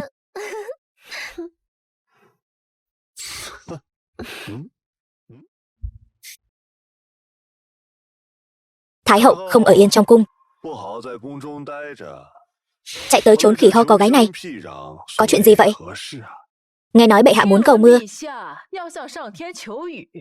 The Ai ra film tò was mò? translated and narrated by Đương nhiên M phải tới Media. xem thử. Trẫm khi nào nói là muốn cầu mưa? Trẫm là thiên tử. Ý trẫm chính là ý trời. Trời cũng không dám trái lạnh. Hoàng huynh, ta thừa nhận ngươi có chút bản lĩnh, nhưng đừng có làm quá lên. Ngươi thực sự tưởng rằng bản thân là thiên tử thật sao? Lão thần muốn xem nếu không cầu được mưa, ngươi giải thích thế nào với 10 vạn bách tính ở huyện Lâm An đây? Được thôi, hôm nay trẫm sẽ cho các ngươi mở mang tầm mắt, xem trẫm thi triển thần kỹ, hiệu lệnh trời cao. Bệ hạ, ngài thực sự nắm chắc sao? Phương pháp tạo mưa đó có hiệu quả thật không? Đúng vậy, bệ hạ.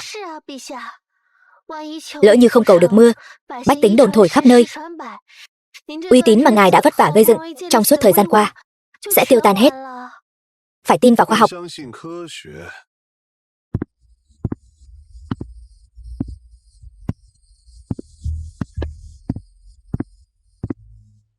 Mẫu hậu, hắn tự tin như vậy, chẳng lẽ thực sự có thể cầu được mưa? Chuyện hoang đường. Nếu hắn thực sự có thể hiệu lệnh trời cao làm mưa, vậy thì khác gì thần tiên? Sao còn bị chúng ta ép tới mức này?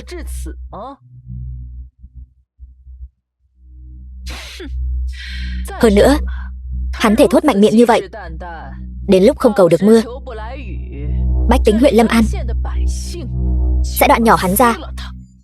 Mẫu hậu anh minh. Không khí ẩm lạnh, mây đen dày đặc, trên trời chắc chắn có mây mưa bay qua.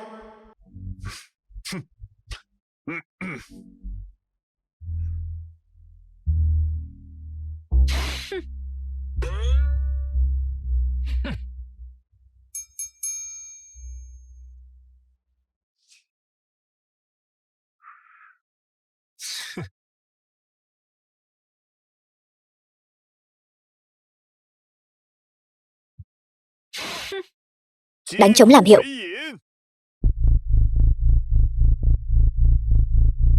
Pháo hoa hiệu lệnh.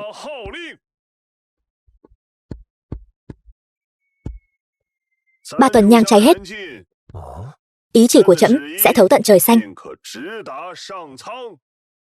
Đến lúc đó, rồng rắn vần biển, mưa lớn ắt sẽ tới. Mau nhìn kìa, là pháo hoa. Nhiều pháo hoa quá. The film was Chuyện gì thế này? translated and narrated by M Media. Thật là khoác lác.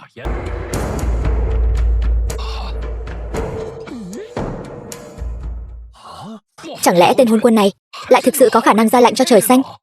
Thừa tướng, không phải ngươi nói huyện Lâm An này đất cằn ít mưa sao? Rốt cuộc là chuyện gì thế này? Lão thần đã chọn lựa kỹ càng mới tìm được nơi này. Ai ngờ lại đổ mưa rồi. Ta không cần biết. Ngươi mau nghĩ cách ngăn cơn mưa này lại. Cái này trời muốn đổ mưa, dù có lấy mạng lão thần cũng vô phương cứu chữa. Hoảng cái gì? Chẳng qua chỉ là trời âm u nhất thời. Không bao lâu nữa trời sẽ quang mây tạnh thôi. Trẫm sao không biết? Thái hậu từ khi nào lại biết cả thuật xem thiên văn vậy? Đắc ý cái gì? Bảo ngươi cầu mưa chứ không phải cầu mây. Chẳng lẽ muốn dân chúng nhìn mây mà giải khát sao?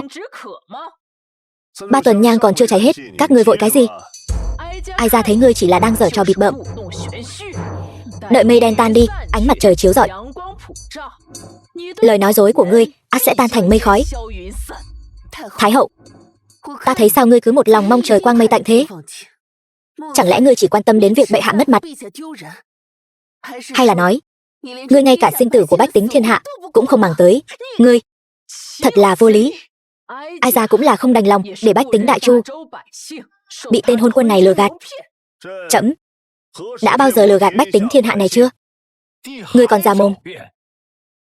Hương sắp cháy hết rồi, nhưng mưa đâu? Hôn quân vô đạo như ngươi, miệng đầy lời dối trá, căn bản không xứng làm quân vương. Ngươi nói mưa gì cơ? Ngươi quả nhiên đang lừa chúng ta. Hoàng đế cẩu tặc, cút xuống đài. Hôn quân xuống đài. Hôn quân xuống đài. Hôn quân xuống đài. Câm miệng. The film was translated and narrated by M Media.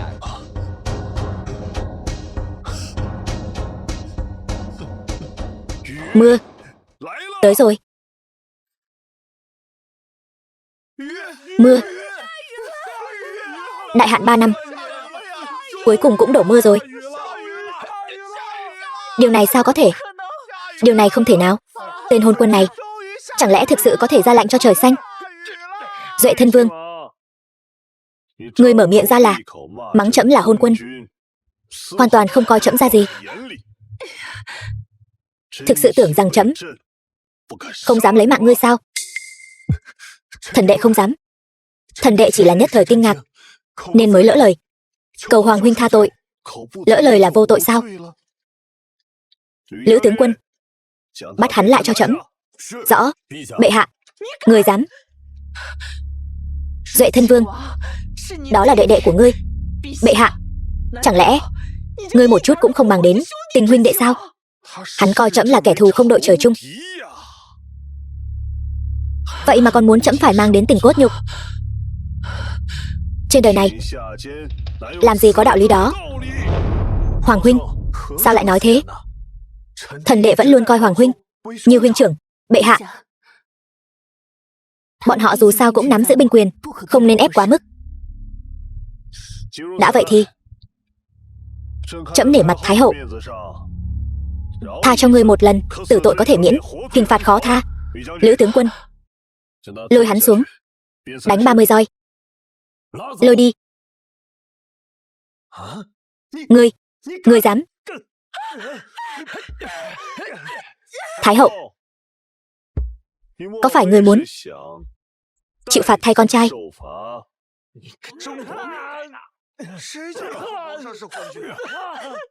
Mẫu hậu,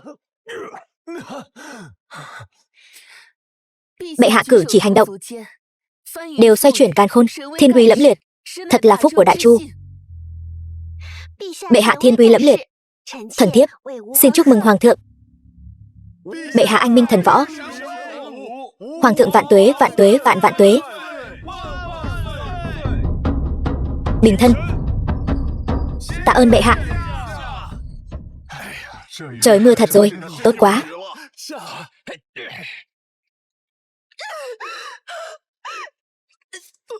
Con trai.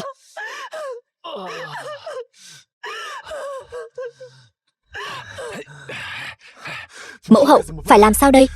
Sau ngày hôm nay, uy danh của hắn trong dân gian sẽ đạt đến đỉnh điểm.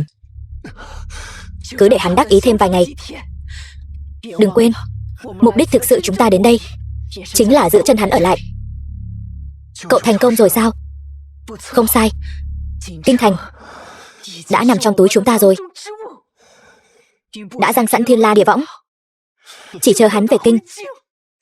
Dám sỉ nhục ta như vậy, ta phải khiến người mất mạng không chỗ chôn thân.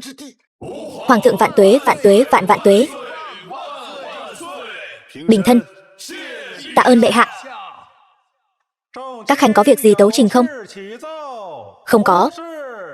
Bãi triều.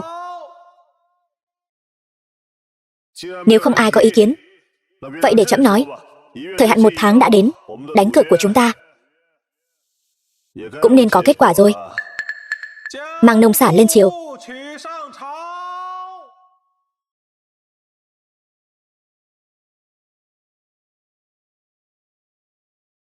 Thái hậu, các vị đại thần,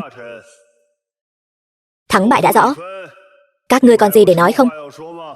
Bệ hạ vội gì chứ? Ai thắng ai bại còn chưa biết được. Sự thật ngay trước mắt. Thái hậu, chẳng lẽ người muốn giả vờ không thấy? So sánh xong rồi hãy nói. Nói đi. 2 loại nông sản này lấy từ đâu ra? Mầm lúa ngắn này là của Duệ Thân Vương, lấy từ ruộng thí nghiệm huyện Tô. Mầm lúa dài này là từ của bệ hạ, lấy từ ruộng thí nghiệm huyện Lâm An. Đã như vậy, các ngươi cút. Từ Đạt, ngươi to gan lắm. Ngây thơ. Thực sự nghĩ rằng 2 mầm lúa là có thể khiến chúng ta cúi đầu nhận thua sao? Thống lĩnh cấm vệ quân, uy phong thật đấy. Chỉ tiếc là ở trên đại điện này đều là người của ta. Thứ chướng mắt, lôi xuống chạm đầu cho ta. Buông ta ra. Bệ hạ, nguy hiểm. Chúng ta mau đi thôi. Cứ yên tâm. Ngả bài rồi. Không giả vờ nữa. Sự gan dạ của Hoàng huynh, bổn vương thấy bái phục đấy. Nhưng chuyện đã đến nước này, cũng chỉ đành mời Hoàng huynh thoái vị. Ngươi thực sự cho rằng bản thân đã nắm chắc phần thắng rồi sao? Ngươi đang dọa ai đấy? Nhìn xem trên đại điện này, còn kẻ nào dám không phục? Ta không phục. Thừa tướng, bệ hạ đối với ngươi không tệ đâu. Ngươi vậy mà. Đây, lấy mạng người rồi. Hắn thật sự lấy mạng người rồi. Còn ai dám thay tên hôn quân này nói đỡ? Thần nguyện tôn Duệ Thân Vương làm tân đế.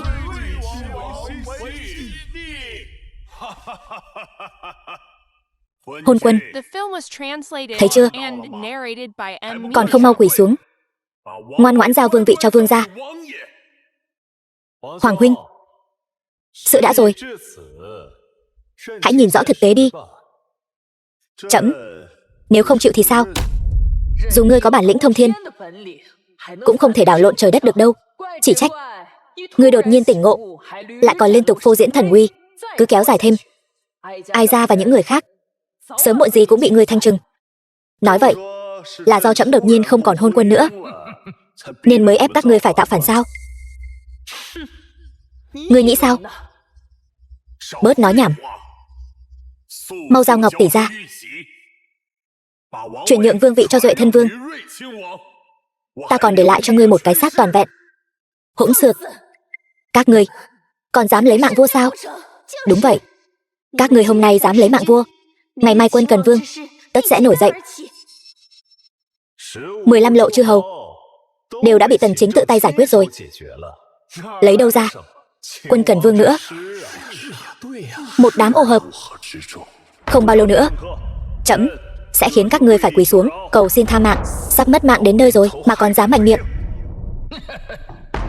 Muốn ta quỳ xuống cầu xin tha mạng? Ngươi không xứng. Kẻ mạnh miệng trước đó đã bị ném cho cả An rồi. Sao? Ngươi cũng muốn thử một lần sao? Chỉ bằng ngươi? Không sợ nói cho ngươi biết, chỗ hỏa dược đó lão phu đã sai thân tín chế tạo thành công. Xung quanh đại điện này đều đã bố trí đầy hỏa dược. Chỉ cần lão phu ra lệnh một tiếng, cả đại điện này sẽ tan thành cho bụi. Ngươi muốn lật ngược thế cơ, đừng nằm mơ nữa. Cái gì? Vậy bây giờ cùng trẫm đánh cược một ván cuối, thế nào? Hoàng huynh, đừng nói, thần đệ không cho huynh cơ hội. Ngươi muốn cược cái gì? Cược rằng một tuần nhang nữa, mỗi người các ngươi đều sẽ quỳ dưới chân trẫm, cúi đầu xưng thần. Nhận sai.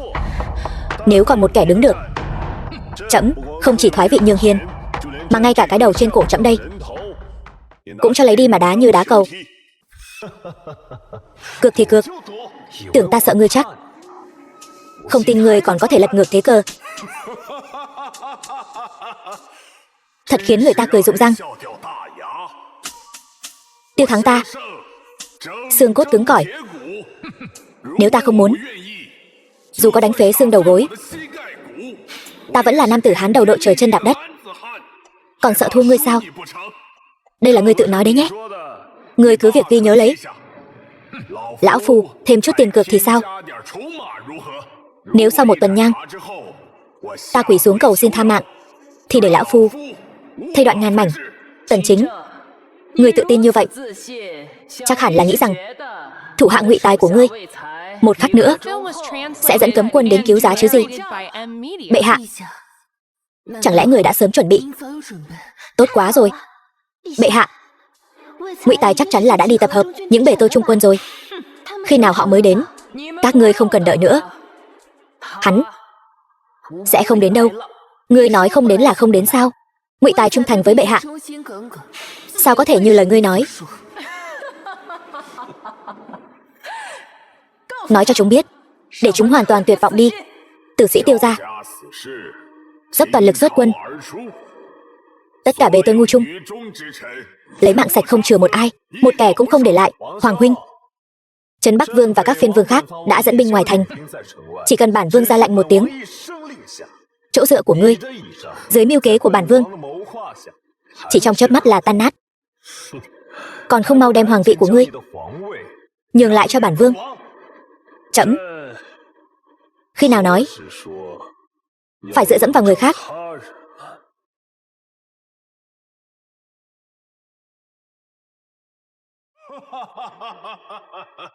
Chỗ dựa mà ngươi nói chính là thanh kiếm này sao?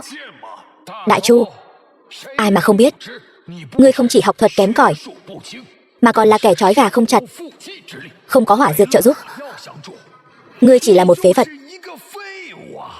Giờ đây trong cục diện chắc chắn phải mất mạng này. Ngươi cứng miệng thì có ích gì?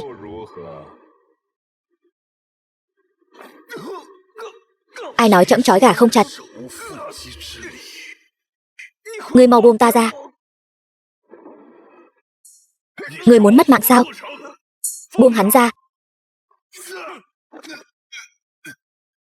Được.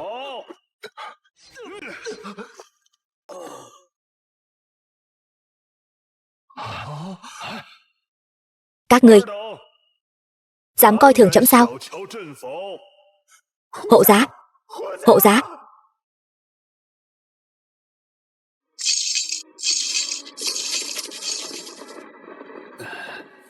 Ta đúng là đã coi thường ngươi, nhưng dù ngươi có lấy một địch vạn thì sao? Ở Hoàng Thành này ta có 10 vạn đại quân, còn không mau ra tay bắt hắn lại. Dám làm bị thương con ta muốn đoạn ngươi thành trăm mảnh. Các ngươi nhìn ai ra làm gì? Không nghe hiểu tiếng người sao? Còn không mau ra tay. Ngươi nghĩ bọn họ nghe lời trẫm hay nghe lời bà già khốn kiếp như ngươi? Ngươi có ý gì? Trấn Bắc Vương, ngươi, đại tướng quân, kẻ thức thời mới là Trang Tuấn Kiệt. Từ khi bệ hạ tha cho ta một mạng, ta liền một lòng phò tá bệ hạ. Ta khuyên tướng quân tốt nhất cũng nên thức thời, đừng để thân bại danh liệt, mang tiếng xấu muôn đời. Đừng đắc ý quá sớm. Ta vẫn còn binh mã. Binh mã của ngươi cũng đã đầu hàng bệ hạ rồi. Không thể nào. Ngươi vừa rồi chẳng phải đã bị lôi ra ngoài chém rồi sao? Chỉ bằng các ngươi, bệ hạ tính toán không sót một nước. Từ trước khi xuất kinh đã sắp đặt xong hậu chiêu, chỉ đợi các ngươi nhảy ra thôi. Bệ hạ, đám tử sĩ đi ám sát Bách Quan đã bị bắt gọn. Bệ hạ, thân tín của đại tướng quân đã bị xử trảm cả rồi. Không thể nào. Chẳng lẽ ngươi đã sớm biết chuyện hôm nay? Ngây thơ. Bộ các ngươi tưởng trẫm thực sự tin các ngươi sẽ tuân thủ ước hẹn sao? Tại sao ngươi còn giả vờ trúng kế, chạy đến Lâm Châu phủ? Tất nhiên là để dẫn dụ rắn ra khỏi hang rồi. Hơn nữa, chuyến đi này của trẫm dẹp đàn tế, giúp dân trồng trọt, khiến Lâm Châu từ một nơi nghèo nàn trở thành kho lương của Đại Chu ta, cũng coi như không uổng phí chuyến đi. Các ngươi đừng đắc ý quá sớm. Xung quanh đại điện này ta đều đã chôn hỏa dược. Chỉ cần ta ra lệnh một tiếng, các ngươi đều phải chôn cùng. Thật không hiểu ngươi nghĩ gì, lại dám chơi hỏa dược trước mặt trẫm. Trẫm từ đằng xa gửi thấy mùi hỏa dược, đã sớm lệnh cho cung nữ dọn dẹp sạch sẽ rồi. Các ngươi,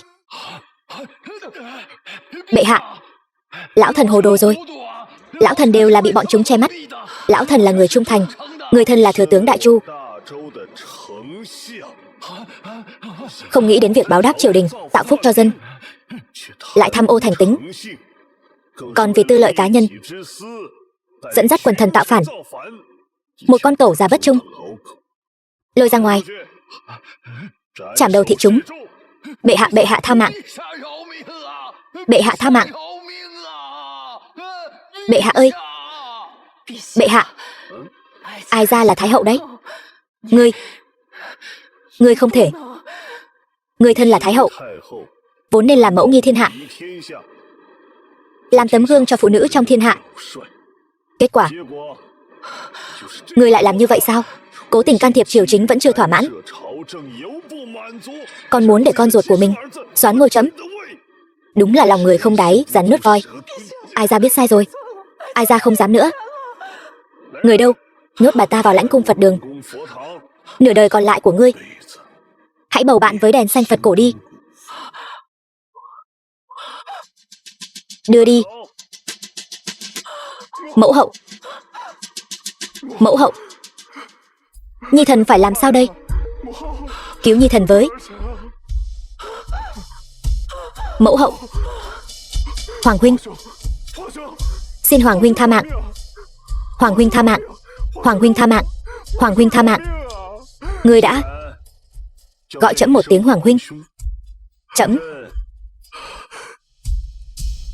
bèn dạy ngươi đạo lý cuối cùng. Nhổ cỏ không tận gốc, gió xuân thổi lại mọc. Hoàng huynh, người đâu? Tống khứ hắn và vị đại tướng quân này cùng nhau tống giam vào thiên lao, sau thu xử trảm. Hoàng huynh, thắng làm vua, thua làm giặc.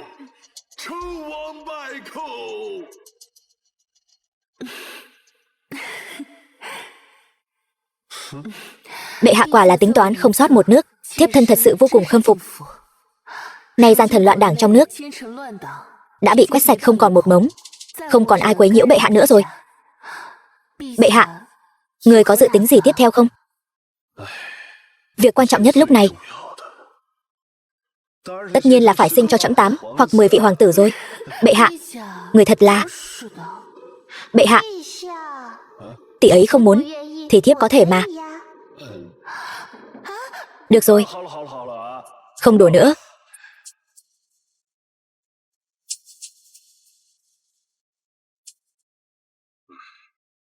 Ngụy Tài, nghe chỉ. Dạ. Triệu tập tất cả thợ thủ công lành nghề trong thiên hạ về kinh thành. Nay nội loạn đã trừ, đã đến lúc khởi động cuộc cách mạng công nghiệp rồi. Bệ hạ anh minh. Ngô hoàng vạn tuế, vạn tuế, vạn vạn tuế. Lão nô xin đi sắp xếp ngay.